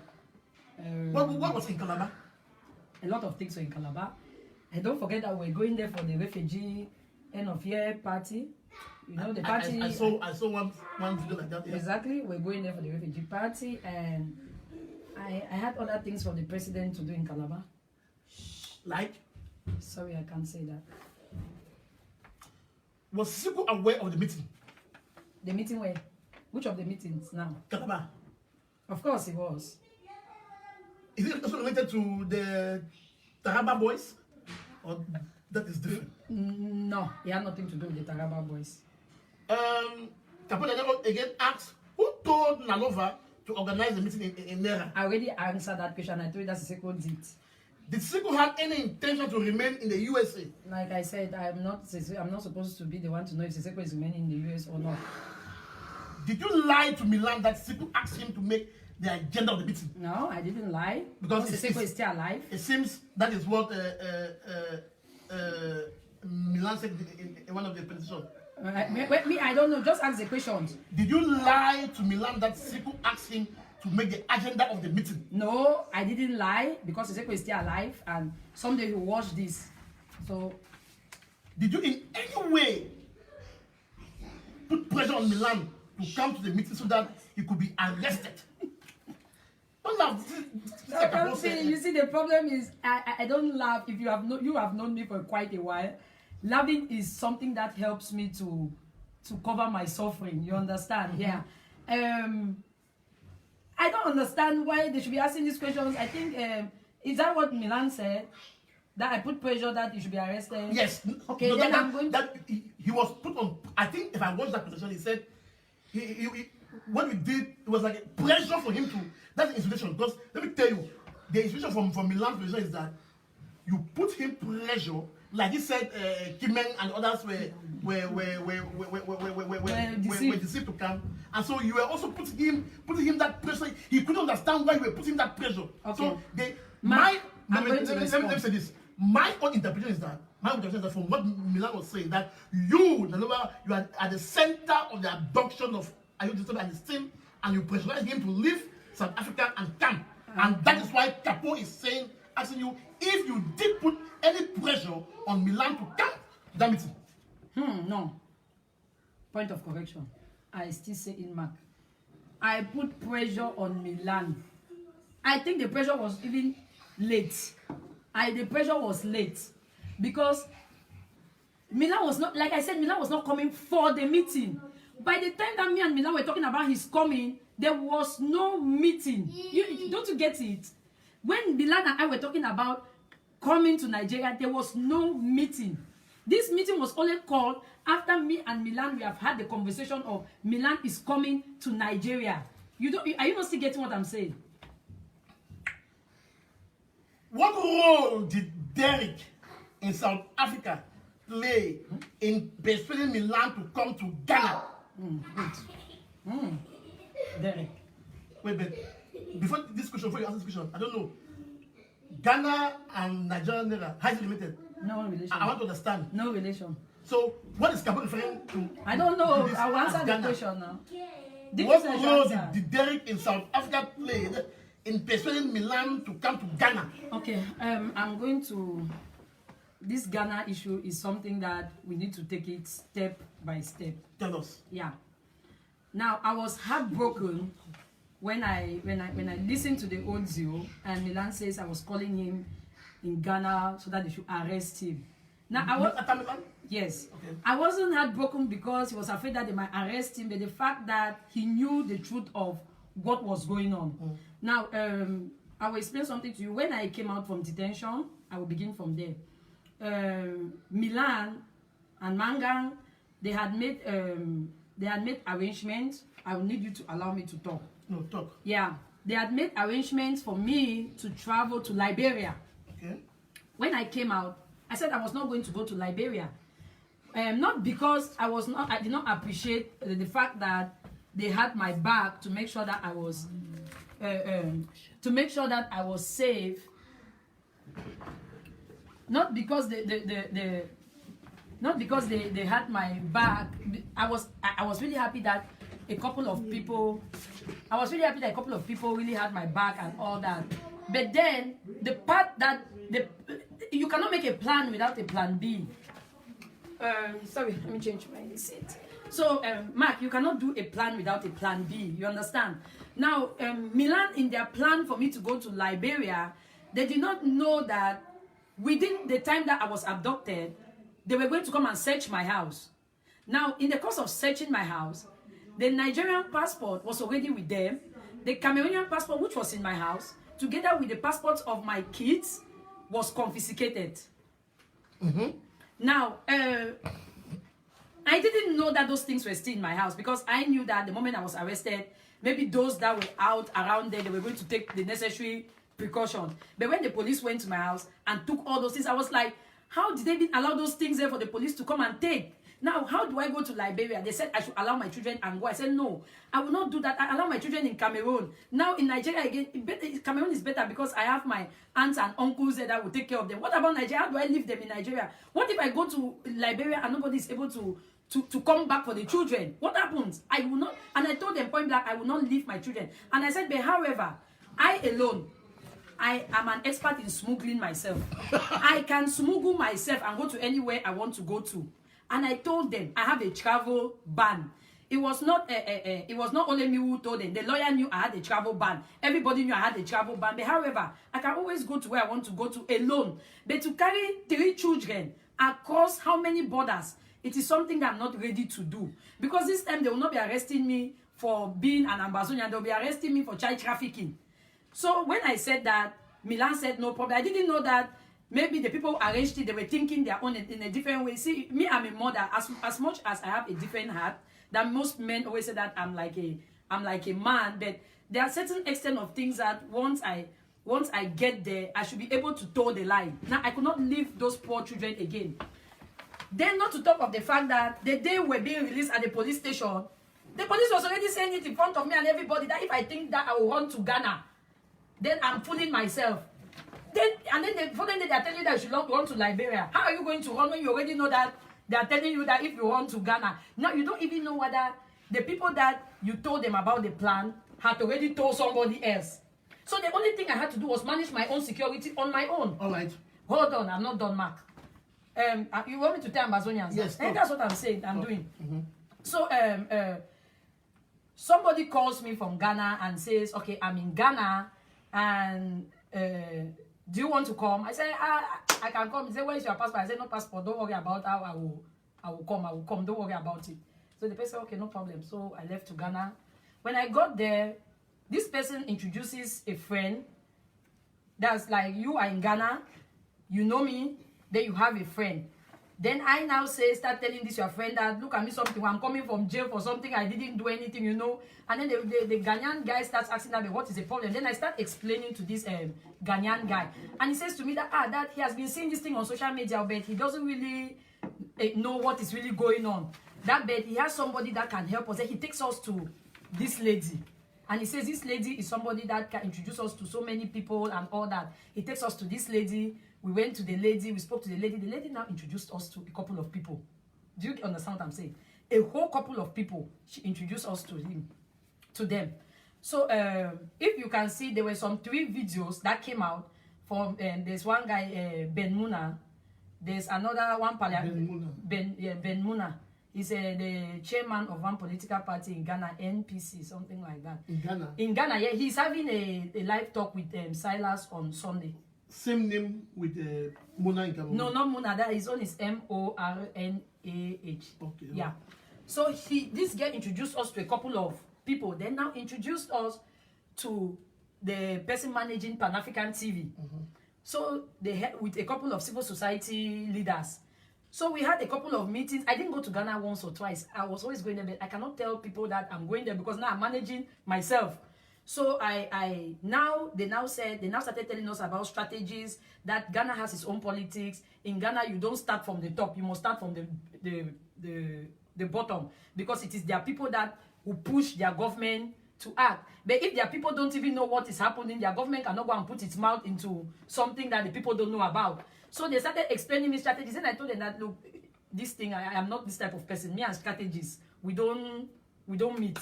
The only thing I know is the finishing. If you people finish, you people do and ask me to finish, I will finish it happily. I now said, but however, if we have to do this, there's somebody I can call. You get me? Will come and you people will sit and put down this your strategies. That was when they now said, okay, if that is the case, this person, Mark. I don't want to direct. I want to direct you. But we are going to how Milan. Is Derek? Wait, that is the thing. That's the point. My point is, how is no, you cannot go into Derek without... says, what role did Derek play? You cannot go to Derek without... You cannot just say Derek played A, B, C, D role. No. Yeah, okay. Yeah, so... how did they call him? This guy said, okay, they were going to have a political talk with whoever is coming from Ambazonia, because at that time, I could not do any public appearance because I was going back to Nigeria. Yeah. So they said they were going to do a political talk. So whoever is coming will do the political talk and then do that their meeting that they will do together. That is when the first person I called was Makongo. I called Makongo. Makongo told me he was in Dubai. And he asked me if we could not do it through Skype. And I told him that it is not only meeting of Skype, it is the TV and meeting, not just Skype. So he said no, that he's not able, that if they can send it like 2 weeks or so, he'll be able to make it. Then I called Derek. That's how Derek came into it. I called Derek and I said, Derek, this is what has been going on.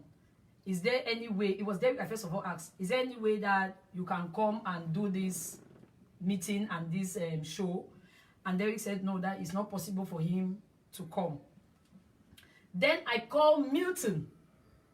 If you were in that Makongo's meeting, I said it there and Milton was there and he did not dispute it.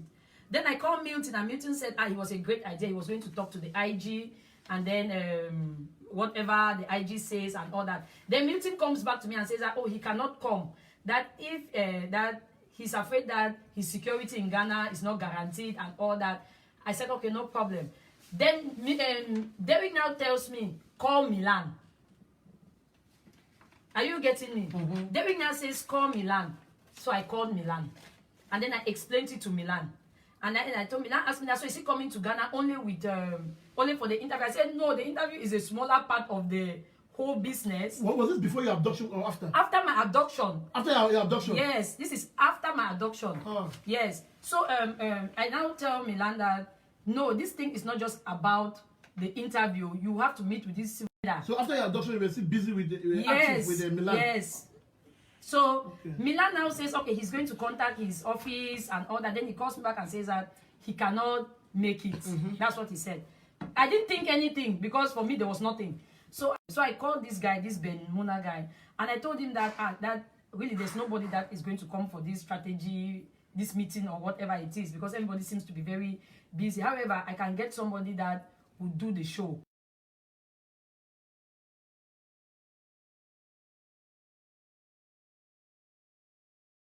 That please help us and do this thing, and then there's no one person that can come and sit and talk about the crisis.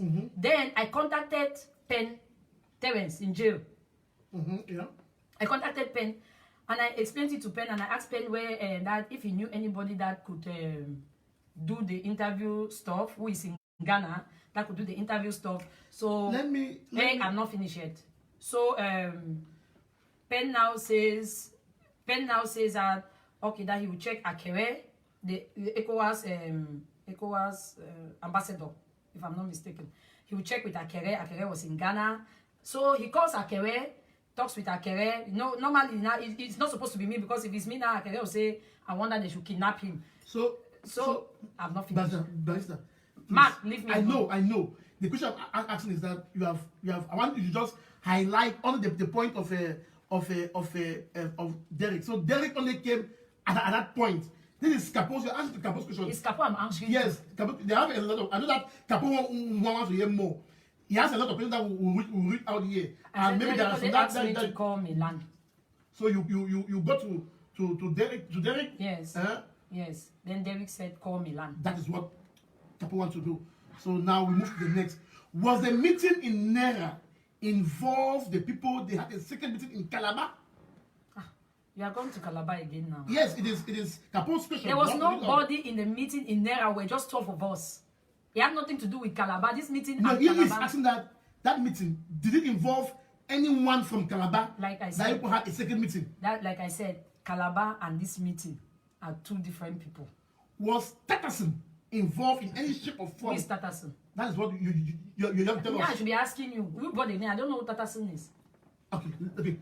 This is Capo's question. Now, before I read it, tell me, who is Tatterson? I don't know.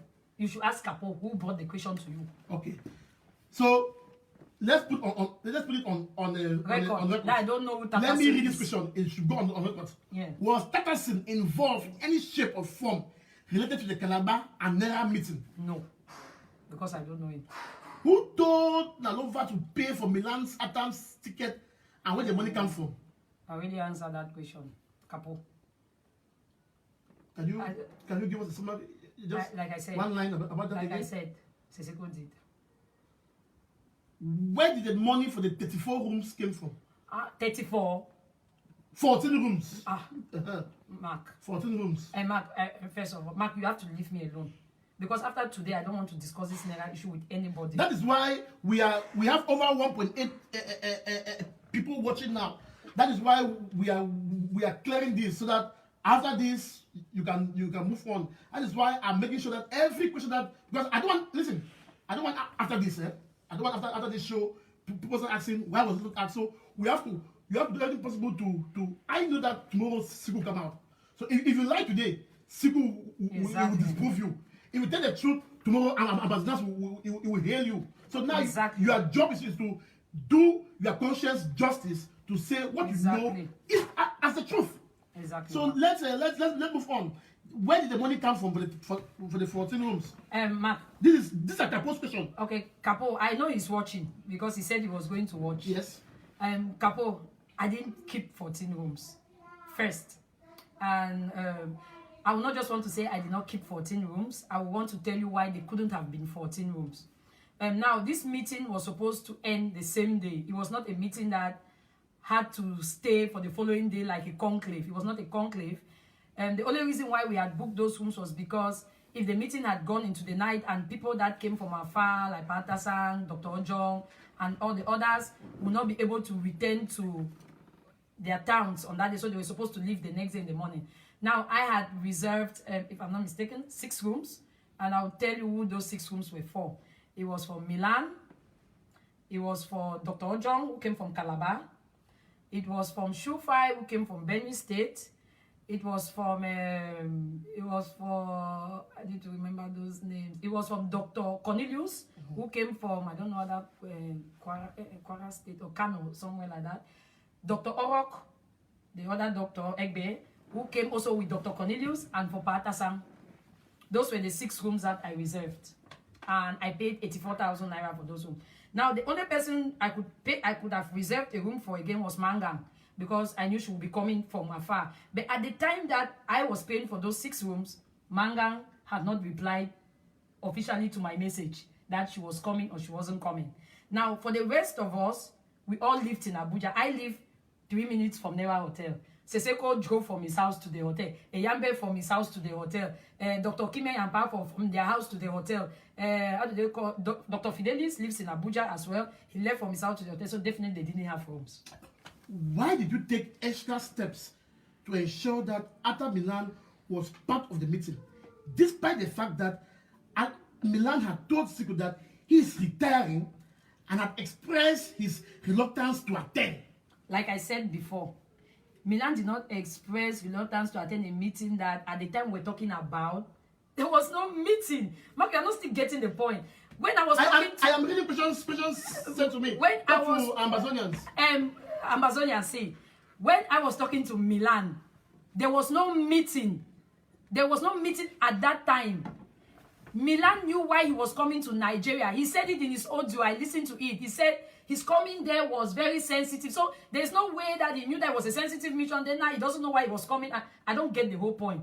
He did not. This meeting and Milan's pressure are not connected in any way. You see, like I said to you, Milan was supposed to come on Friday. Meeting was called for Friday. Now it had nothing to do with them. Milan's coming was just saying, okay, you arrive on Friday. Then since there is already a meeting, we will all sit down together, discuss. After that, maybe you, Patasan, will go somewhere with Seseko and sort out your differences and all that. So it had nothing to do with pressure about meeting. No. It had nothing to do with that. After the abduction, for how long were you detained alone? I said that I was detained like 1 month alone before that mama from Taraba came. Is there anything that Milan said in the audio petition that were lies or incorrect? I really did answer all those questions. Do you have any recollection of anything that he said in that audio that you want to mention that it was lies or incorrect? You have the opportunity. Mark, see, I think I answered because it looks like every question you've asked me is coming from the audio, from every indication, and I've answered everything. Now, I will not want to say that, I will not say that Milan lied. I will only say that maybe Milan used, I will understand the pressure that Milan had because I was watching it.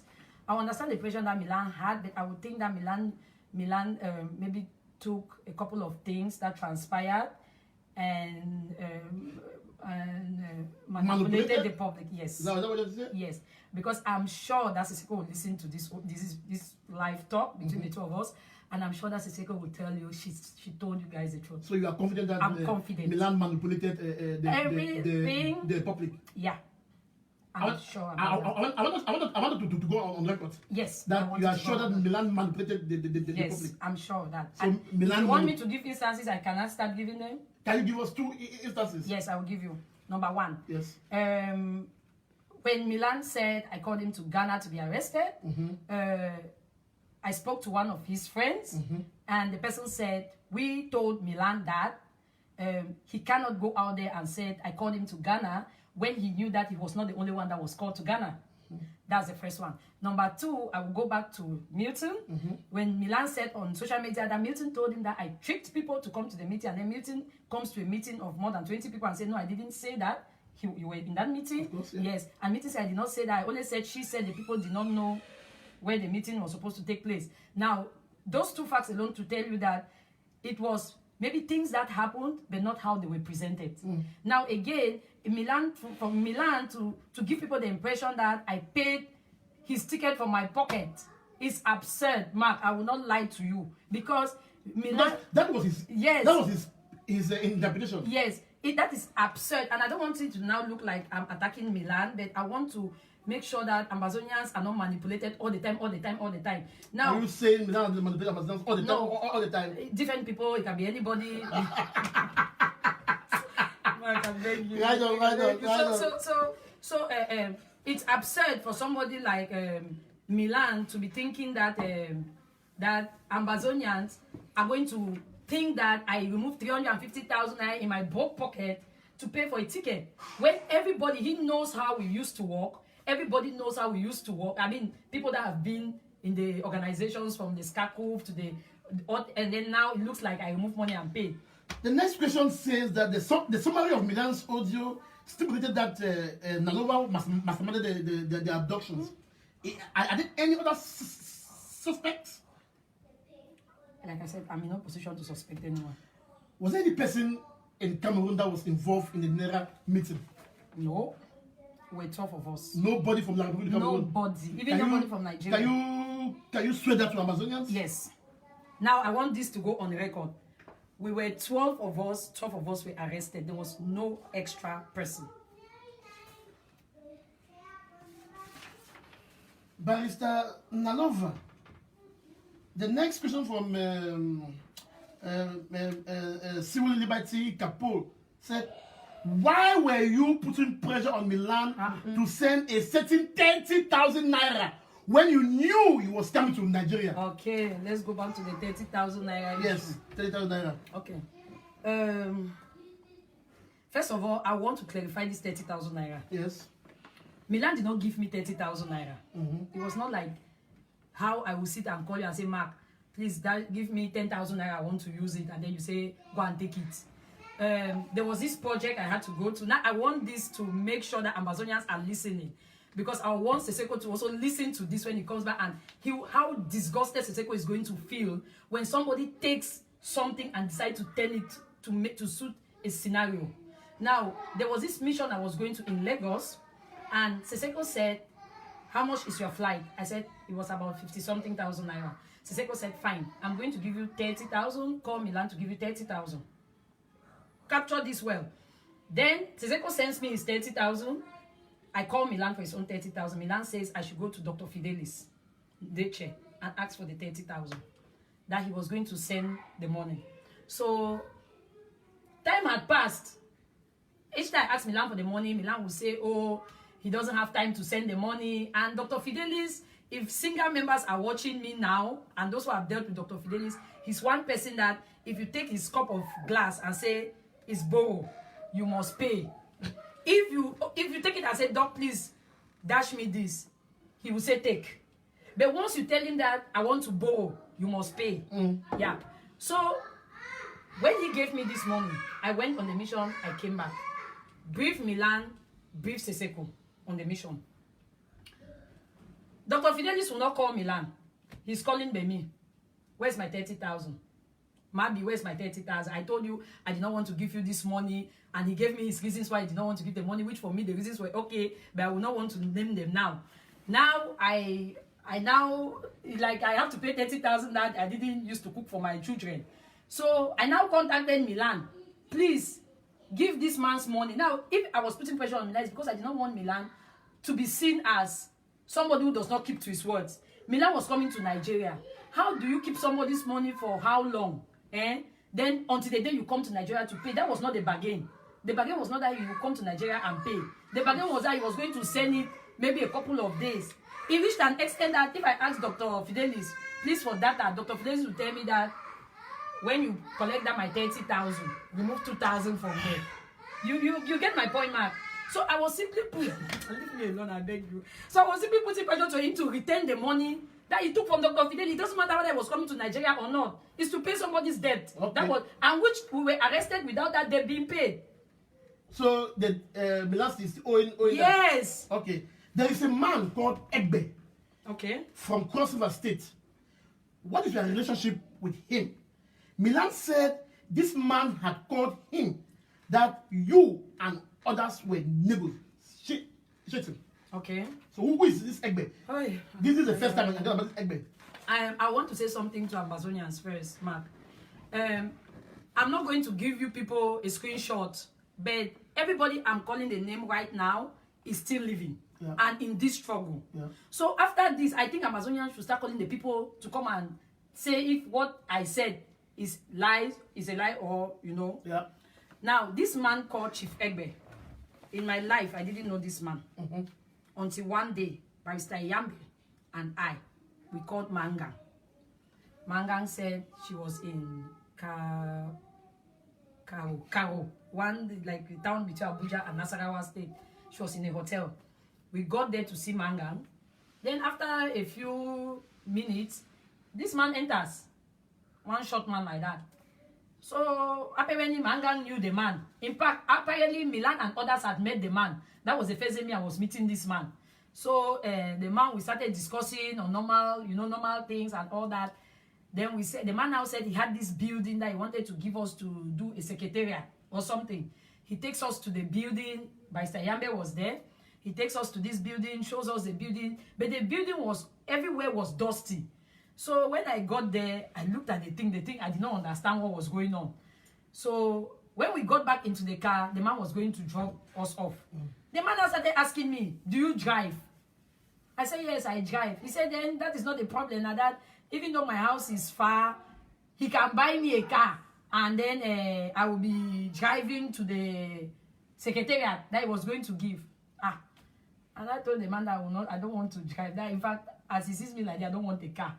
So we all laughed over it. Oh, the man went and dropped us. Immediately, that man dropped me. I picked my phone. The first person I called was Milan. I said, there's this man, oh, I met with Mangan. The way this man is talking, the man no clear for my eye. Are you hearing what I'm saying? Well, the moment I mentioned it to Milan, Milan told me that, oh, that even him, oh, the last time he came to Abuja, that is now, he now started telling me about the man. That's when I even knew that Milan had a meeting with the man. They had their couple of whatever things. That even him, this man, his head is not clear. I dropped with Milan. I called Dr. Kimen. I said, Doctor, I've seen this man, and this man is calling almost everybody's name that I know. And it doesn't look normal, because in a situation like this, if you meet A, you cannot be going to tell B that you met with A. You understand? Then Dr. Kimen said, that he had also said this thing, that this man is not clean, but nobody is listening. That day that I met that man, that was the first, and that was the last. You picked your phone and you called Milan. Yes. That shows you are close to Milan than Siko. Yes. I called Milan instantly. I called him instantly. Look, you don't understand. The man, everything about the man was wrong. The things, you know, it's like you want to brain a woman. Why will Milan present it to the public as if you were negotiating with this man? Which man? I said, this man, I knew this man from Mangang. What business me and the man get? This Egbe man. I don't know this Egbe man. I said, I met him once, and this is what happened between the two of us. But Sayambe was there, like I am saying it. This is going on record, and I needed to stay on record. So that when Siseko, they will come out, they will play it. And if Siseko said that she lied here, they let Ambazonians crucify me. And if Siseko said that I did not lie, then I think I need apology from a lot of people. Why were your best friend at Milan trying to give that impression? That you met with this so-called Egbe? Like I said that, I don't know Milan's motive. Maybe you should be asking Milan that. I don't know Milan's motive. A lot of people have said a couple of things. I don't know what their motive is. But I'm just trying to tell you what I know. What I don't know, I'll tell you I don't know. Okay. Barrister, the next question, we are done with the Capo's question, because I think the other ones we have answered. Who got the Nera meeting, where the funds came from, your relationship with the Tatasin, or why did you come to Ghana? I think you have already answered this. So that was a question that Capo Daniel, I hope that we've done justice to those questions that you insisted and posted that I should ask. And I hope that before God and man, you have done your best to answer. Knowing that Amazon will judge you tomorrow. Exactly. Okay. Now the next question is coming from another individual. He said that Madam Nalova, when you opted to speak out after jail, that after your abduction, I hear you were cautioned or stopped by Milan when you decide to break the silence. That is it possible that both of you have framed up lies to tell the Ambazonian people? Why did you take so long to talk now? Why now? That's the question. Remember asking, why did you not talk immediately after you left? Why are you talking now? Is it that two of you had framed up lies to confuse the Ambazonian people? Okay, Mark, I know that is a question that many Ambazonians are asking. Yes. I will tell you, I had a couple of reasons why I didn't speak out. First of all, Ambazonians have to understand that I cannot stay in Nigeria and be sharpening my mouth, or else I will just end up again into jail. And then again, I needed people to know where the leaders were, to make sure that they were alive, because now, whatever I'm saying here, I think their family members are watching, they are listening. When they will go to see them, I think they were going to ask them a couple of questions. Now, again, when I finally left Nigeria, now this is an interesting part. When I finally left Nigeria, before I left, I spoke to Dr. Sako. I told him I wanted to leave and I needed some money. And Dr. Sako said he was going to get back to me on a Tuesday. And then on Wednesday, Dr. Sako writes back to me and tells me that he cannot, that he has gone to take the money and they're asking him questions and he cannot answer the questions and all that. So I should just manage the way I want to manage. Okay, so I called Milton. I spoke to Milton. Milton said, no, this is not proper. Now, if I want to leave, it is the job of the IG to make sure that I leave, because I was with the IG before the abduction. Now, it is better that when I leave, then they can now ask me whatever they want to ask. So it was a couple of fighting up and down in the background, and Dr. Sako telling people that I've not spoken to him, even telling Milton that I've not spoken to him, and all that. Then I'm like, no, I've spoken to him. Like, and he said, no, actually, we chatted on WhatsApp. It was not like I'm dreaming. You understand? So it was a couple of back forward. Then finally they sent the money, $2,000. They sent $2,000, which I used. And if you listen to that, my speech I made, I was thanking them for their $2,000, which they gave me. Then when I finally came out, we now had this contention of a certain bail bond, which it was a triangle conversation between Dr. Sako, Comrade Milton, Comrade Brado, and maybe a couple of people. We had this issue of the bail bond, and I was telling them that, okay, well, no, we need to get this money ready, because the moment I start going out, this girl that bailed me out can be arrested and all that, and I will not want to get somebody who tried to help me in times of need to get into a problem. So, you know, we kept going over and over, and then the money was not coming out. So I now said, okay, fine. If the money isn't coming out, then let me just stay quiet where I am. I will not take my problem and then place another group and another girl into a problem because she tried to help me. So now I started trying with my family now that, okay, fine, I cannot remain like this forever. So my family now started saying, okay, they will raise the money. If anytime that the money is needed, they are going to send out the money. So when finally the money was raised, they now told me that, okay, now we have raised this money. Whenever this girl has an issue, if they want this money to free her, then we'll give her the money. Now, that is when I now contacted a couple of people, and I said, okay, now I'm ready to talk. Now, I couldn't go back to Sako, who is my leader, to talk to him, because he had really proven to me that he was not honest with me. First of all, when I came out from detention, about a month later, I called Sako on a regular line. That line did not belong to me. That line was a line that, it was a foreign line that somebody gave to me. I couldn't use even WhatsApp because I was afraid. I didn't know how we were arrested. I didn't know whether it was WhatsApp. I didn't know whether it was regular call. And I was alone. I didn't know who to even trust. Then I called Sako, and I talked to Sako, and I tell him what Seko said, that I should tell whoever is in charge. And I called Sako, and I told him, and we spoke. And then he asked me, what do I want to do? Do I want to remain in Nigeria, or do I want to leave? And I now told him that there are a couple of things that I'm trying to put together. I will call him the following week on a Wednesday, and then we'll talk. I started calling Sako that following week until that day that we had that conversation in June. He was not picking my call. I contacted Father Charles in Italy, and I said, please, can you ask Sako why he's not taking my calls?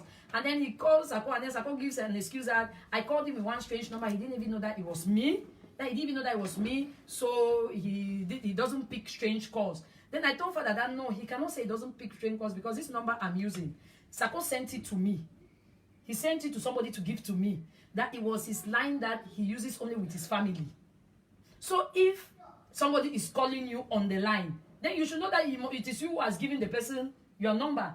And again, if he thinks that it was not me, why didn't he just say, okay, since you claim that you are Barrister Nalova, can you answer me 1, 2, 3 questions? That is what people do. But he did not answer that. He just stopped picking the call. Then I'm surprised now that he goes out and then starts saying that I never spoke to him. I never did this. I never did that. Are you saying that Dr. lied? He lied. He lied? Yes, he lied. Okay. Barrister Nalova, after your jail, did you speak any time with Mr. Chris Ano? No. I am where? Any members of the interim government, have you spoken to them? Yeah, about a month or so, I spoke to Professor Anyangwe. Okay. I've spoken to Kometa. I speak to Brado. I speak to Brado, and I, we have our normal conversations. I speak to Kalesh. I speak to Kalesh. I speak to a couple of them, but actually, I speak to a couple of them. So I don't know which one exactly wants me to say who I speak to and who I don't speak to. All right. Roy Misodi from New Zealand. He says, Barrister, as a practicing barrister, you are vested in cross-examining witness. A yes or no would suffice. So this Roy Bishop wants to answer a yes or no. No explanation, yes or no. He said, did you participate or facilitate knowingly or unknowingly at any point in time, no matter in any way, the abduction of Sikoyo Sabe and his team? No. Now, another one, Jumbe Cletus from Germany, asks that if you were currently, if you were currently a member of the interim government and looking at the current scenario of the Southern Cameroon's War of Independence, he's asking what strategy for the way forward would you recommend as the only option to win the war and seize our independence? This one is looking the way forward. Okay. Asking you. Would you recommend we continue sponsoring self-defense or seek military alliance for a conventional offensive at the expense of some of our natural resources? That's Jumbe Cletus. Can you write on? Mark. Yes, no, right on. Mark, see, since I came out from detention, I've been watching. I've been on social media. I think a lot of people don't know I've been there because I see even on Facebook, when I'm on Facebook, people don't know that it is me. Now, I want to tell people my Facebook account. Mark, stop laughing. My Facebook account has always been there, Bibish Alpha. All those Facebook accounts I used to see, I don't know where they used to come from, and I used to see them, and then I'll just look at them and then I stay. Now, I've watched a lot of social media fight, and sometimes I cry over some. Now, you can ask those that have been with me since I came. I cry all the time. Now, I don't only cry because I see the way they kill people.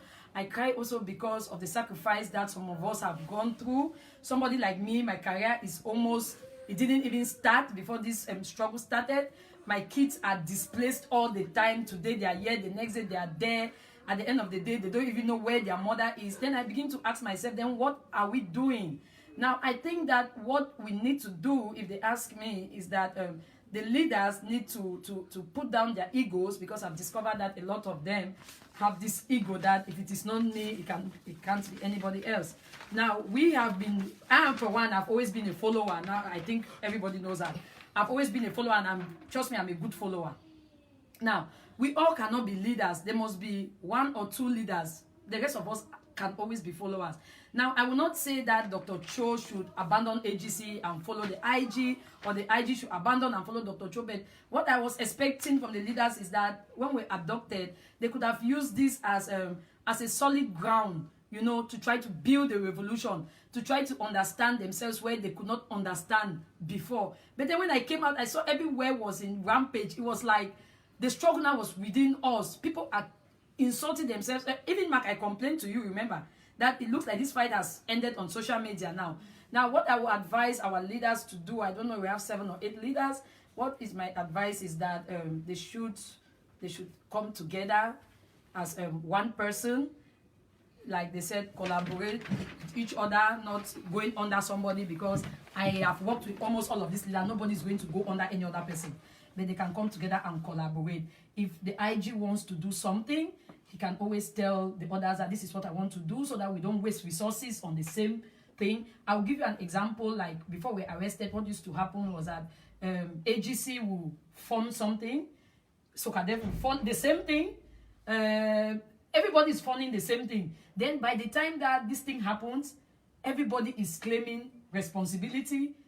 Then they start killing each other. This one says you are lying, this one says you are lying. Now, it is because they were not collaborating. You just need to tell A that I want to tackle this diplomacy.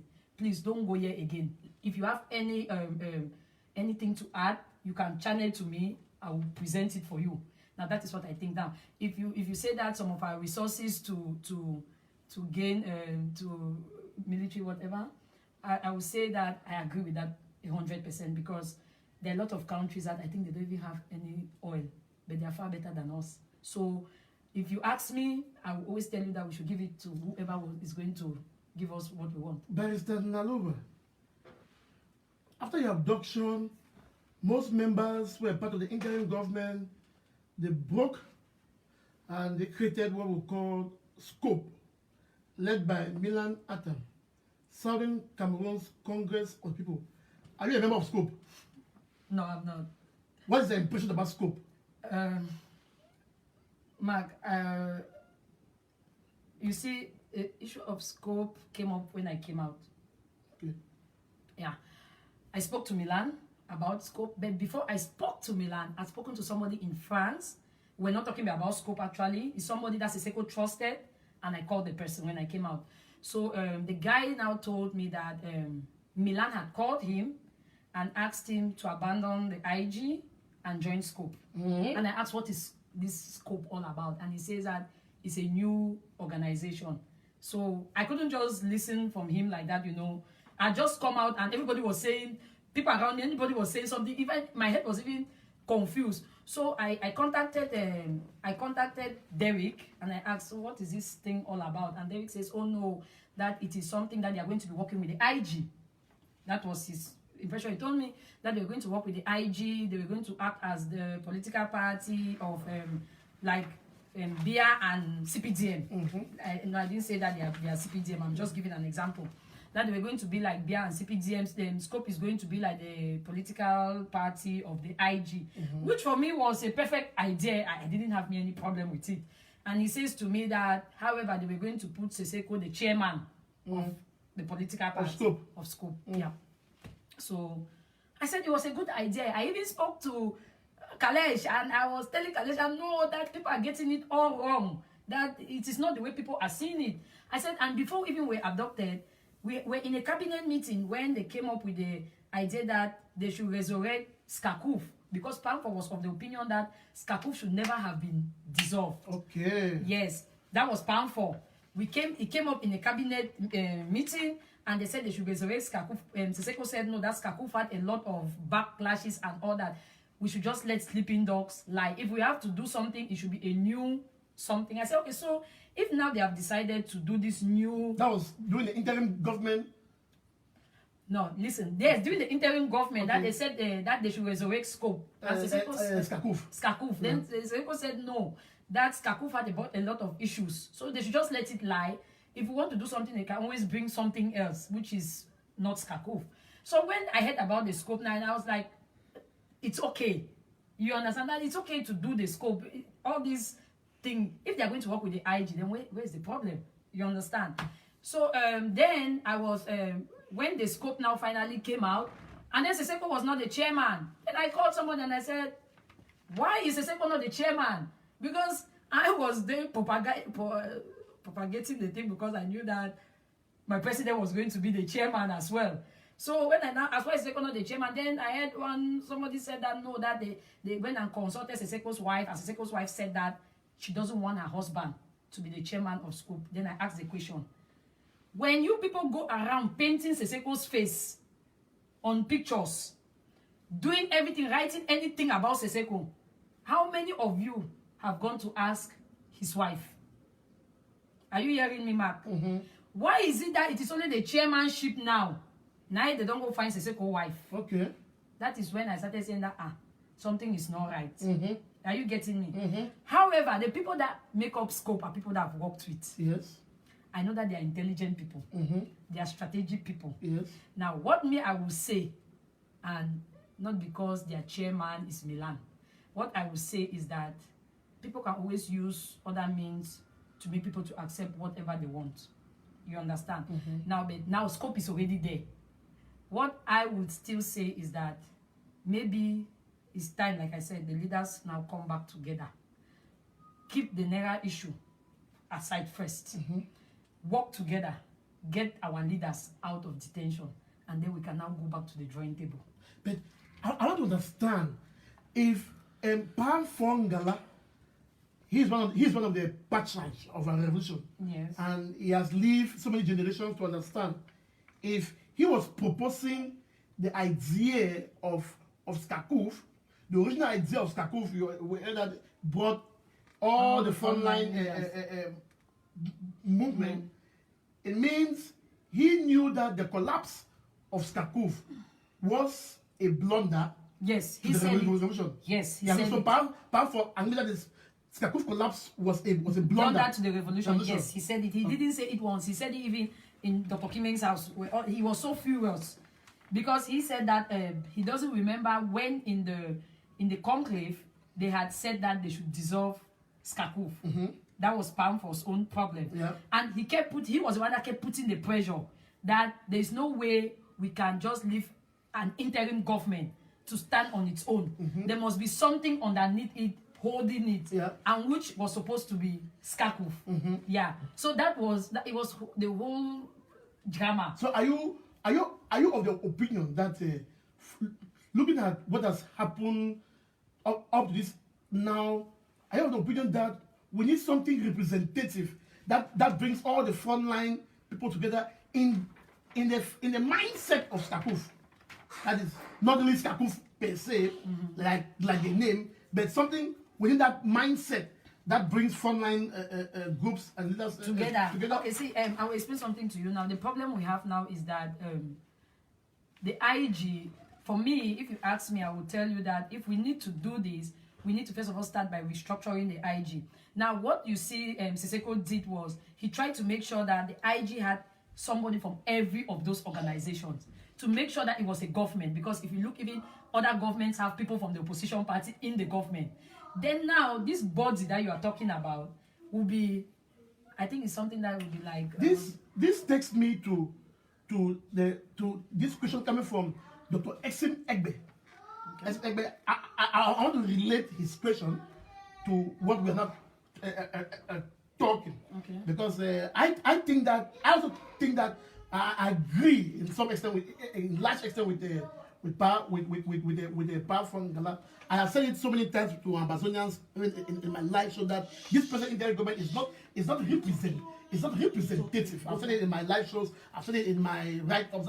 It is not, because I know that in the revolution, when governments are being formed, it is either by indirect suffrage, by direct suffrage where people vote, but you can't vote now, or indirect where you have all these leaders coming together, like in the Revolutionary Council, form a head and say, okay, this is the government. But we know that there are other movements that are that are not part of the interim government, and as I said, the interim government is not, as of now, represent. Mark, let me read this Mark, question. Hold on, don't say that. I will explain something to you about the interim government. Okay. I think when Siseko was forming the interim government, I think he reached out to a couple of those leaders, you know, to send in their whoever they wanted to be in the interim government. Now, if they come to your group and they say they don't want... I had disagreed. I disagreed with the manner in which Siseko approached the foreign leaders. I've said it in my live shows. I've said it in my write-ups. I even told Siseko why I said I disagreed with the manner. I said Milan Atta manipulated, because a leader can seek. You can't seek. If you're a frontline leader, right? Yeah. You can't send me a letter and said I should come and join your government on this position without after some days or so consider it off, then you publish that letter. And at that point, I think it was bad, and I have said over what that I think that came from Milan Atta, because he was a hidden hand. It was hidden hand behind. What I said was the best practice that could have been done was that if you want to form a representative government, you don't send a letter and say occupy this position. If you don't, after these days, consider it, because it was if I'm the one, if I was the one in terms of any leaders, I will reject outrightly. True. Because it was like, I agree with you. I will reject outrightly. Actually, I didn't know. Actually, I will be honest with you. I used to do the correspondences. I will tell you one thing about me. I'm the worst writer you can ever think of. So those correspondences, my only job was to put on the letterhead and put the signature. But believe me, if this correspondence you are talking about, Siseko sent it to somebody, it was not coming from me. I said I said it was. I don't know about it. Yes, I'm saying that. I'm saying it's coming from Milan Atta. That's what I'm saying. That was my conclusion. I said that months ago, and I'm saying it now over and over, because assume that that Seko could have called these leaders and they sit and they all agree. Okay, you handle this, you handle this. We wouldn't have been. I mean, there. We know that the Interim Government or Skakuf Governing Council were the most popular movement at that time. People were behind. So I've read it over and over and said the best practice would have been they sit together, they discuss, and they agree on the type of government that to form. Then you do it. But when you put those stuff outside and you publish on media, because it was like a way to use social media popularity, social media pressure to pay those leaders to that if you don't accept, okay, it's that you're the one who rejected and said you have to join. I disagree with that position. Over. Now, thank you that you are good with me. Yes, Mark, I agree with you. Good. And that's what we're saying. Going forward, if the Indian government needs to be restructured, it can be done by sending letters to these people. It cannot be done when all of them sit together. That's why I love the idea of the G7, but it collapsed. They have to sit and agree. Nobody is small, nobody is big. You see? Now this takes me now to the question asked by Dr. Esim Egbe from the UK. He's the SG of the UK leadership team. He got this question and he asks that, do you have any regret about what happened in Zaire at the fourth conclave? Is there anything you could have done differently? I wanted to talk about how the IG was formed. The process was completely flawed, and it is the root cause of the disparity we have today. He went on to say the idea that nationalist movement that formed the governing council alongside key activists like Bareta were sidelined and asked to come in the closing ceremony after all business must have been concluded. Whose idea was that? You? Milan? Siku? That was a terrible idea. What do you think about all of this? Okay, Mark, I will begin to tell you something. Like I said before this show started, I told you that I'm a follower. Do you know what a follower is? No. Okay. A follower means that whoever sits on the chair of the IG, I don't follow the person, I just follow the seat. Do you understand me? If the seat says that, I don't know who is there, the seat says that today, cut all the branches, I will cut all the branches. That means I'm a follower. And I like being that way. Now, the fourth conclave, like any other meeting, whatever conclave, might have its own little things that were, up and down. But I think that he didn't get it well about the way that it was arranged. Now, me, I don't arrange those things. I only do the distribution of the people who are invited. You understand me? I do the venue, just as I did for Nera. I do the feeding. You understand? That is my job. Now, Mark, you were not supposed to come for the closing ceremony. That first was a mistake that many people did not understand. Now, that conclave was first the, how did they call it? No, how did they call it that time? Governing Council. Governing Council. Now, it was something like Seseko has called, like how Seseko explained it, he has called his children. He wants to talk to them. I heard that explanation. You heard him talk that day, yes. He has called his children. He wants to talk to them. Now, he talks to them.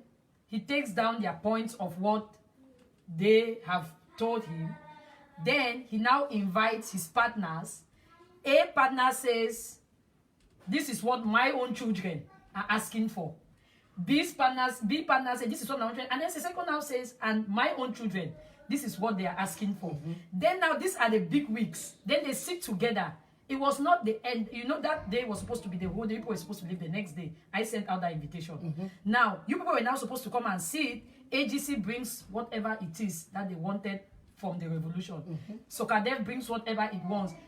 And the governing council brings, because the governing council was not AGC or Sokadev, it was also a body on its own. And the governing council also brings its own. And then the leaders now sit together and then they deliberate on what each and every person wants. Now, but you people got it all wrong. Instead, came there to sit down and talk chaos. You see, that is why I say sometimes we need to be patient to understand what is going on. Comrade Cho Ayaba could not come in the meeting of country heads when maybe country heads want to tell Seseko about how did they call it? How did they call this thing? Governing council issues. It's just the same way like Seseko could not go and sit in an AGC meeting to be listening to what they are saying. So, you say was an issue of communication. Yes, it was an it issue not of that parole between because the whole idea, that we came, what happened to Conclave, we came to myself, Apollo and Jama. And after that, we left, and I came by myself and Chris Ano. Yeah. But when we came during the last day, every decision. In fact, we just sat there and we were reading decisions. Those were the decisions of his children and him. Do you think that if how do you call him, Chose and the rest, if they came during that last day, do you think that they could have overturned or changed? Yes, they could have. Decisions? They could have, because I know Seseko. Maybe I don't know him too well, but I know Seseko. That Seseko is an honest man, and Seseko only does the things that are good for the revolution. I will not tell you the number of times that Seseko asked me to call Komara Tayaba. He asked me to do it.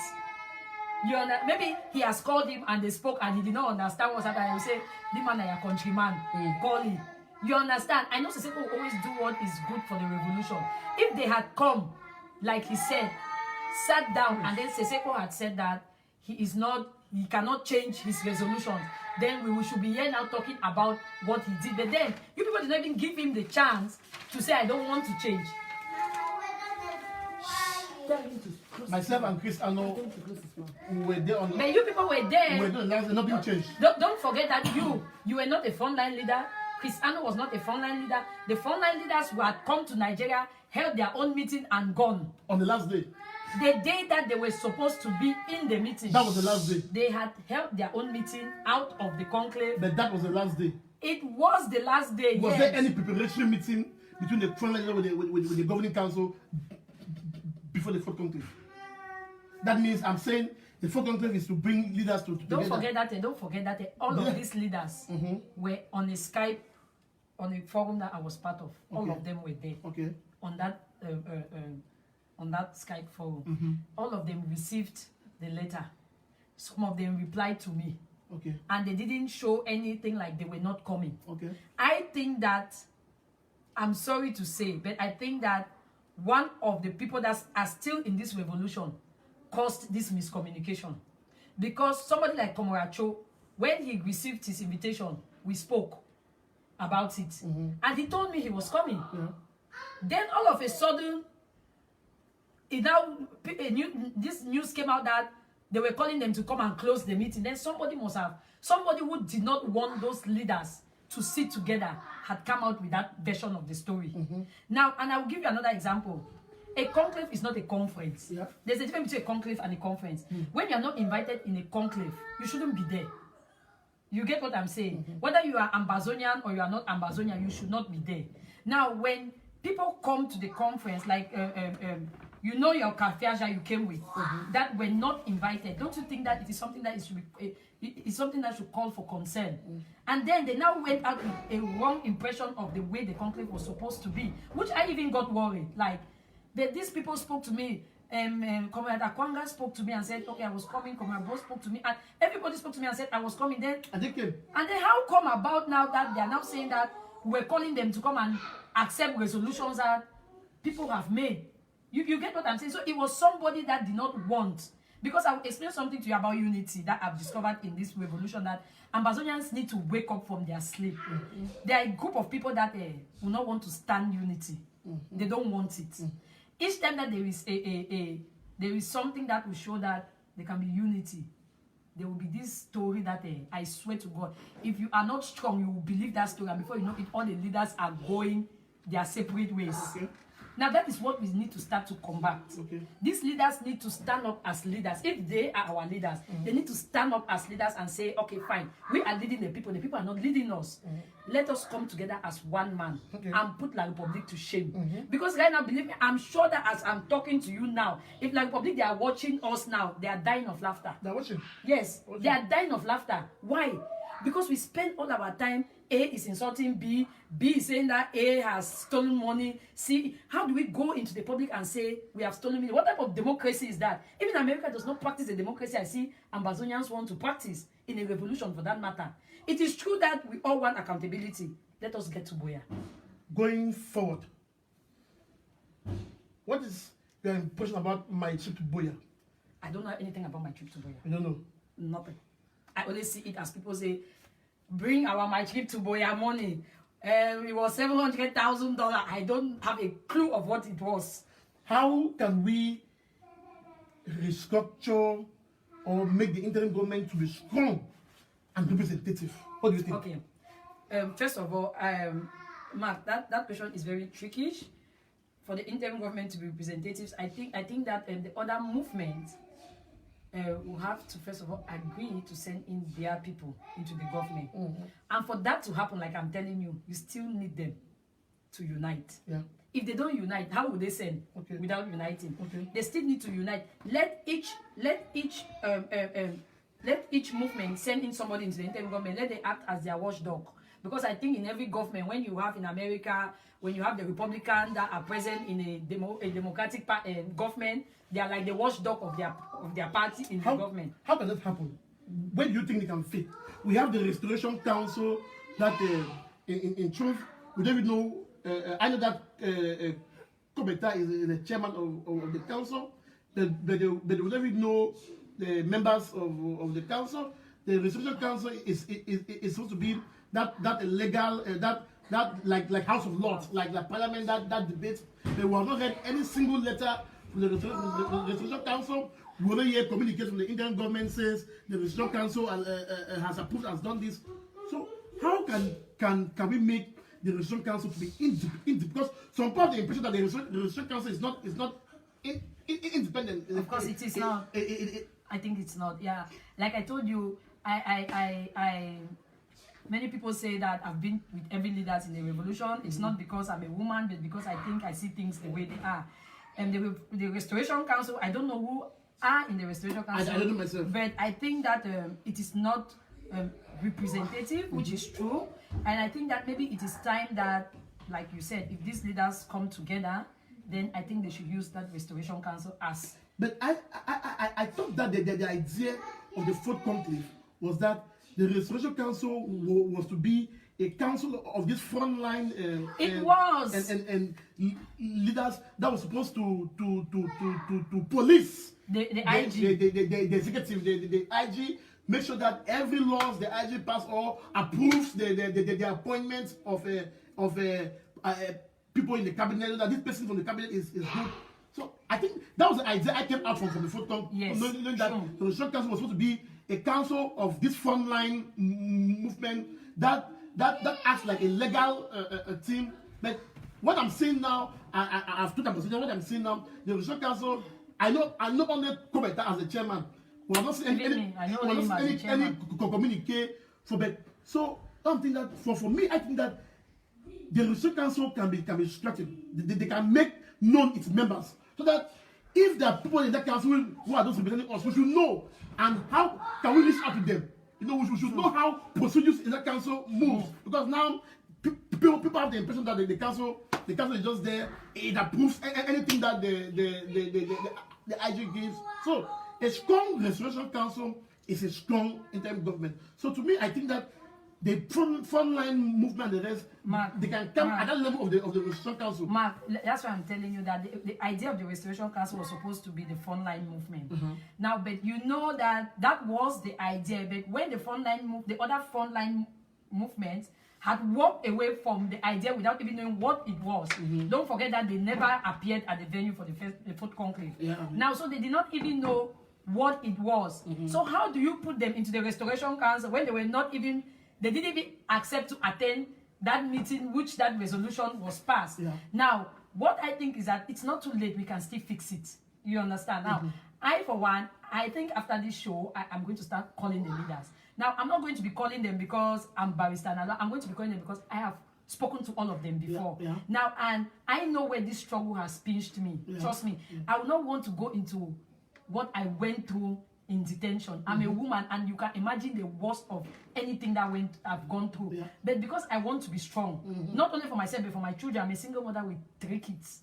You understand? Yes, I need to be strong for them. 3 kids? Yes, I have 3 kids. Strong, eh? Now, so if the leaders think that they will play over everybody and say, I'm the boss, this person cannot be my boss, then it is wrong. And I think that we Ambazonians, it is time that we wake up and call these leaders to order. It doesn't matter whether you are agency. Let me tell you, somebody I respect in this struggle is Chua. I respect, and believe me, somebody like Comrade Cho, he's somebody that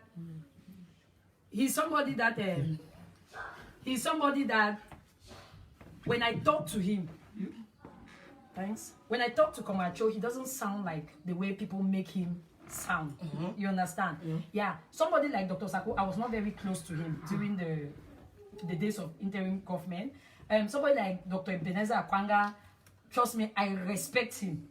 Even when I used to go down to Cross River and I discovered that one or two things were wrong, I used to call him. He would tell you that I used to do that. Now, I respect all of them. Now, but what I want them to do also is to respect the Ambazonian people. You understand? Yeah. Let them not take us because we are their followers and they now decide to take us as if we are fools. Yeah. Now, if you will ask me now that what will I tell Ambazonians, I will tell them not to give their dime to any of those leaders until the day that we see that they have gone into a room. They come out with blows on their faces, because if these leaders go for a true unity, there is no way they will come out without people's faces being beaten up. Then the unity is achieved. So you are saying people should send their money directly to their counties? Directly to their counties. Are you endorsing county by county? I am. 100%. Because I have seen what the leaders have done. Like I told you, you don't just come out from jail and jump into a revolution that you left. You don't know how that chain has been moving. What you do is you sit behind, you watch, you see what is going on, then you know where to begin. But our leaders are failing us. The earlier Ambazonians sit up to it, the better. If we continue in this way, believe me, in December there will be no revolution that all of us will be talking about. Then all of us are in exile for another 7 years anyway. So money should go directly to ground zero. Directly to ground zero. Now, if any movement that since they don't want to unite, if they want to do their diplomacy, they should start calling their members one by one on phone. Please, we want to go and do this diplomacy. We need $5,000. Please, can you people raise it? But for Ambazonians, I will still tell them now, if these leaders don't come together, keep your money in your pocket. Do you understand what I'm saying? Yes. A lot of our boys have died. Sometimes when I look at those pictures, look at those women that have been raped. Sometimes I look at those women and I see myself in those women. That's right. You understand? Then you want to go on social media, you think that people are actually crying over the people that have been killed, but you don't hear them. They start saying, oh, this have eaten my trip to Boya money. This has been in the struggle for 21 years. Let him come and produce accountability. What is all that for? All right. Mr. Nalova, going forward, will you sit back? How will you redefine your participation now in the revolution? Do you have any project at mind? Do you have any way to fit yourself? Or do you just sit and watch? You see, Mark, the revolution is part of me. It's like anybody, I think you can testify, it's like a drug. It's like you're addicted to something. Now, but I have watched some other thing. I can remember when Barrister Bala, Dr. Fontaine, when they were arrested. I know what we did. You were part of that group. Yeah. What we did to make sure that everybody knew that they were illegally detained. Yeah. I know the mobilization that we did to make sure that the world knew that the Republic was keeping these people illegally. But when I watch how my 10 friends are in jail and nobody seems to bother, except the day that maybe they have heard that they are going to court, then some people write on Facebook, our leaders go to court today, then the IG will now remove a long write-up. And before I forget it, I even doubt if people even knew that today was 300 days that those leaders have been in jail. I doubt it. If they did not see the flyer, many people wouldn't have known. It is uncalled for. It is unfair to those leaders. That is why I have said that from today, my main focus will be the release of those leaders. I'm not going to participate in anything. If I have... Are you not afraid that when they are released, they'll come and counteract everything that you have said today? On the contrary, they are my only witnesses. So I need them out by hook or by crook. So I'm going to do everything that I can do I'm going to do everything that I can do. I'm going to do everything that I can do to make sure that the world continuously knows that our leaders have been detained. Now, any Ambazonian that feels that they can join me, we are not going to be using money to do that. We are just going to be doing our sensitization and all that. Now, any Ambazonian that feels that he or she wants to do that with me, the person is most welcome. However, the other aspects of the revolution... But I think you were part of Siku's team. You might have known... Because I know that every leader might know... Because when Siku was abducted, it caused a lot of harm in the revolution. Yeah. Because I know that maybe there are some quarters that Siku was already engaging without anyone knowing. Without maybe any got some leader who keeps to those things after it was ambassador, before they bring it onto the cabinet. It is normal. I know that you were close to Siku and you might have had idea of these moves and so. Is it not time to approach the interim government, Dr. Sako, and make sure you release this information to him? I should have done that. He can use what Sako did and marshal on the revolution. What is stopping you? I'll correct you, Mark. I was close to Siseko. We had our own. You see, he's a revolutionary leader. He can have 20 people beside him. He tells A about Sunday. He tells B about Monday. He makes sure that no one person knows Monday to Sunday. Yeah. Now, right. Now, the things that I know, I had wanted to talk to Dr. Sako. When I left Nigeria, I told Dr. Sako that I wanted us to meet and talk. And Dr. Sako told me that he could not travel. And I said, okay, no problem. Do you have anybody in Europe that you trust that you can send to me? And Dr. Sako says to me, I have so many people that I trust in Europe, but sending somebody to you will be like a suicide mission. So, I don't want anybody to go to suicide mission. So I decided to stay back. Just like you, even you, when you were coming, how many times was I calling you on the road? I told you if you see police, hide. Because I don't want to hear that you are missing any. Yes, that is just it. If he can tell me that sending somebody to me is like suicide mission, meaning that there's nothing that I was going to say that was going to change anything. So I decided to stay on my lane. That is it. And I will tell you something else. When I was in, I had somebody like the Secretary for Communication. I had yes, I had my little issues with him because when I was in police custody, the lawyer came and said that the secretary wants me to make a statement so that they can use for fundraising. I'm like, wow. In the police station, I'm not even released yet, and I want to sharpen my mouth. You understand what I said? I was like, so these people don't even get what is happening. Or do they even understand it? Then the next time I heard that, I refused to speak to a commission of inquiry. I said, for God's sake, I didn't even know anything about a commission. The first person I heard about a commission was from Milan. Milan said they had called him for a commission. He has asked them for references. He's waiting for them to give the references. And I said, I don't know. He said, if they call me, I should go. I said, they have not even called me. Then when I spoke to Comrade Milton too, and I was asking Milton, this commission, how did they get to me? Because I want to know how they got to me. So Milton said it's like they contacted somebody else. I said, well, if they had contacted anybody, it was going to be my lawyer, not me. So I told Milton, contact my lawyer. Maybe he can better explain to you this thing. Milton contacts my lawyer, and then he calls me back and says, yes, that my lawyer said they had called him about this commission. And he told them, I will tell you, after I had the miscarriage, I bled for 3 months and 2 weeks. 3 months and 2 weeks? Yes, I was white like a ghost. Now, my lawyer told them that I'm in no state to do whether commission of inquiry or commission of whatever, that they should just allow me to be, because the things I have gone through, it is not something that I'm ready now to speak to anybody. Now, as a lawyer protecting his client, he did not even tell me, because the way he had seen me, it's like I'm out of detention, but it's like the revolution is still in my system. So for him to protect me, to make sure that I don't start looking for people or the commission, he decided not to tell me. So he explained that to Milton, that he was the one who kept it away from me. Then now the IG now goes about telling people that I refuse to talk to the commission. What commission was it? Can you ask that? Can Ambazonians ask this commission how they contacted me and what was my response?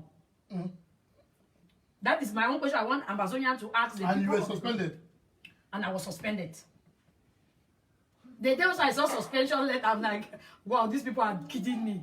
Which one is suspension letter for what? But however, it's okay. For me, I don't have a problem that I was suspended because actually I think that the revolution now needs me more for my friends in jail than any politics and social media wahala. All right, fellow Ambazonians, sorry that we have not been reading your comments because we had someone who has been helping us to videotape us as we talk. We have not been reading your comments, so probably only after the show I have to go through and read your comments. But I hope that we have answered every other questions that you wanted to know. I hope that this interview has given you another perspective. Like I said at the beginning of this show, this interview or this discussion is not meant to vindicate anybody or condemn anybody. I think that she has said what she knows. I flew from Belgium to meet her where she is. So it was because I think that as someone who was part and parcel of that team, she also has something to say. And based on that, we now have these things now on record. You can now quote her on those things. Anyway, you can quote her everything. And when Siku comes out and the rest, they will have the opportunity to watch this show. And when we talk also to them, you cannot compare notes and say, but Nalova, on this day you said this, but Siku is saying this. Exactly. And then you cannot make now a better judgment of what actually happened. If there are any questions, that we have not been able to get into it, we are sorry. We hope that I'm going to observe the social media and see people's reaction. If there are any things that we fail to touch tomorrow morning before I leave back to Belgium, where we're going to maybe do a very short show to ask those questions that people thought that we did not ask, and or there wasn't any some valid Mark, I have something response. to say again. Before we end, I want to ask. Before you ask your question, let me say something. Okay. Now, this one I'm going to say to the women of this revolution. I have sat on social media. I have watched the way men are insulting the women, prostitutes, husband snatcher. Now, it hurts me when I see our men insulting us, the women, in that manner. Now, I begin to think that the fact that some men sit in their houses and say, because maybe I was dating some mystery man, then they could have used me. Why wouldn't they say that maybe one of those men was dating one woman and then used? Why would they always think that it must be a woman that must be dating somebody before she will give information to the person and all that? It is something that really got me worried. You understand? I've been in this revolution for in fact, since the day that it started in October, I've been there. It is no news that I have a boyfriend. It's not a news. You understand? But then for men to think that I might be dating Mark, so I gave the information to Mark, and then Mark now went and gave the security forces. It's absurd, and it's an insult to me and to womanhood, which is what I will not tolerate. Trust me. Because when I even sit and I see people insulting women on social media, they are prostitutes, they slept with a slave. They are so bloody what? If they sleep with the whole world, now their skin they use and sleep. All right, Barrister Nalova, what are your last words to Ambazonians? Because your last words will conclude this show. I won't say anything in. So what do you have to say, either as a way forward or advice or something that you might have forwarded to say? Please, you are a last word to Ambazonians. Can you look at the camera? I want to tell Ambazonians that today is going to be the last day I'm going to be talking about the Nera incident, or maybe like Matt said, if he sees some questions that we haven't touched, then tomorrow maybe he will sacrifice an hour to do that, then I can do it. But after this show, I'm not going to be talking about the Nera incident. I've decided, like I said, I will focus on the release of our leaders, which I have already started doing it. Already, you can see on Twitter. a lot of the posters that have been going around. My team and I have been doing it. I've been doing a whole lot of work at the background. Now, I want to plead with Ambazonians that from today, I think we all should let the Nera incident be. And what we should do is fight for those leaders to come out, because they are the only ones that have maybe something to say that we all will believe them. And they are the only ones. I always say to people that those are my only weaknesses, especially when I hear they go on social media and say that they want to kill our leaders. Then I get very scared and say, oh no, you people cannot kill them because those are my weaknesses. So that is what I want us to do. Let us focus on getting our leaders out. Let our leaders stop being childish and be the leaders that we all want them to be and lead us to Boya. We all want to get to Boya. I want to get to Boya. I'm sick and tired of running from one country to another, one town to another. I'm tired of it. Now, so I want Ambazonians that we all concentrate on the struggle right now and let the Nera incident be. Thank you very much, Madam Barrister Nalova. And fellow Ambazonians, thanks also for being part of us, for joining us to talk about this issue. And I want to also say that it was not easy, you going through the stress, losing, having miscarriage, though it's private, but we on behalf of myself and Bareta News, we say sorry. You give me something. We say sorry, sorry for that. I hope that you focus now on the release of. Yeah, that is what I have to do for Ambazonians. I'm going to give out my WhatsApp number to Bareta News. For those of you, don't call me to ask for Nera talk because I won't be answering. And don't say that you wrote and I did not answer. Those of you that will be ready to join my group on Twitter, Facebook, everywhere, that we will be talking only about our leaders in jail, you are most welcome. We will do that when our leaders come out. This video will be played for them. Capo Daniel's outing will be played for them. Milan Atam's 3 hours will be played for them, and then the leaders will say, no, this is a person who said the right thing. That is all I have to say. Thank you very much. Thank you, Mark. Ambazonians, goodbye, and may God bless you. Ciao. Bye-bye.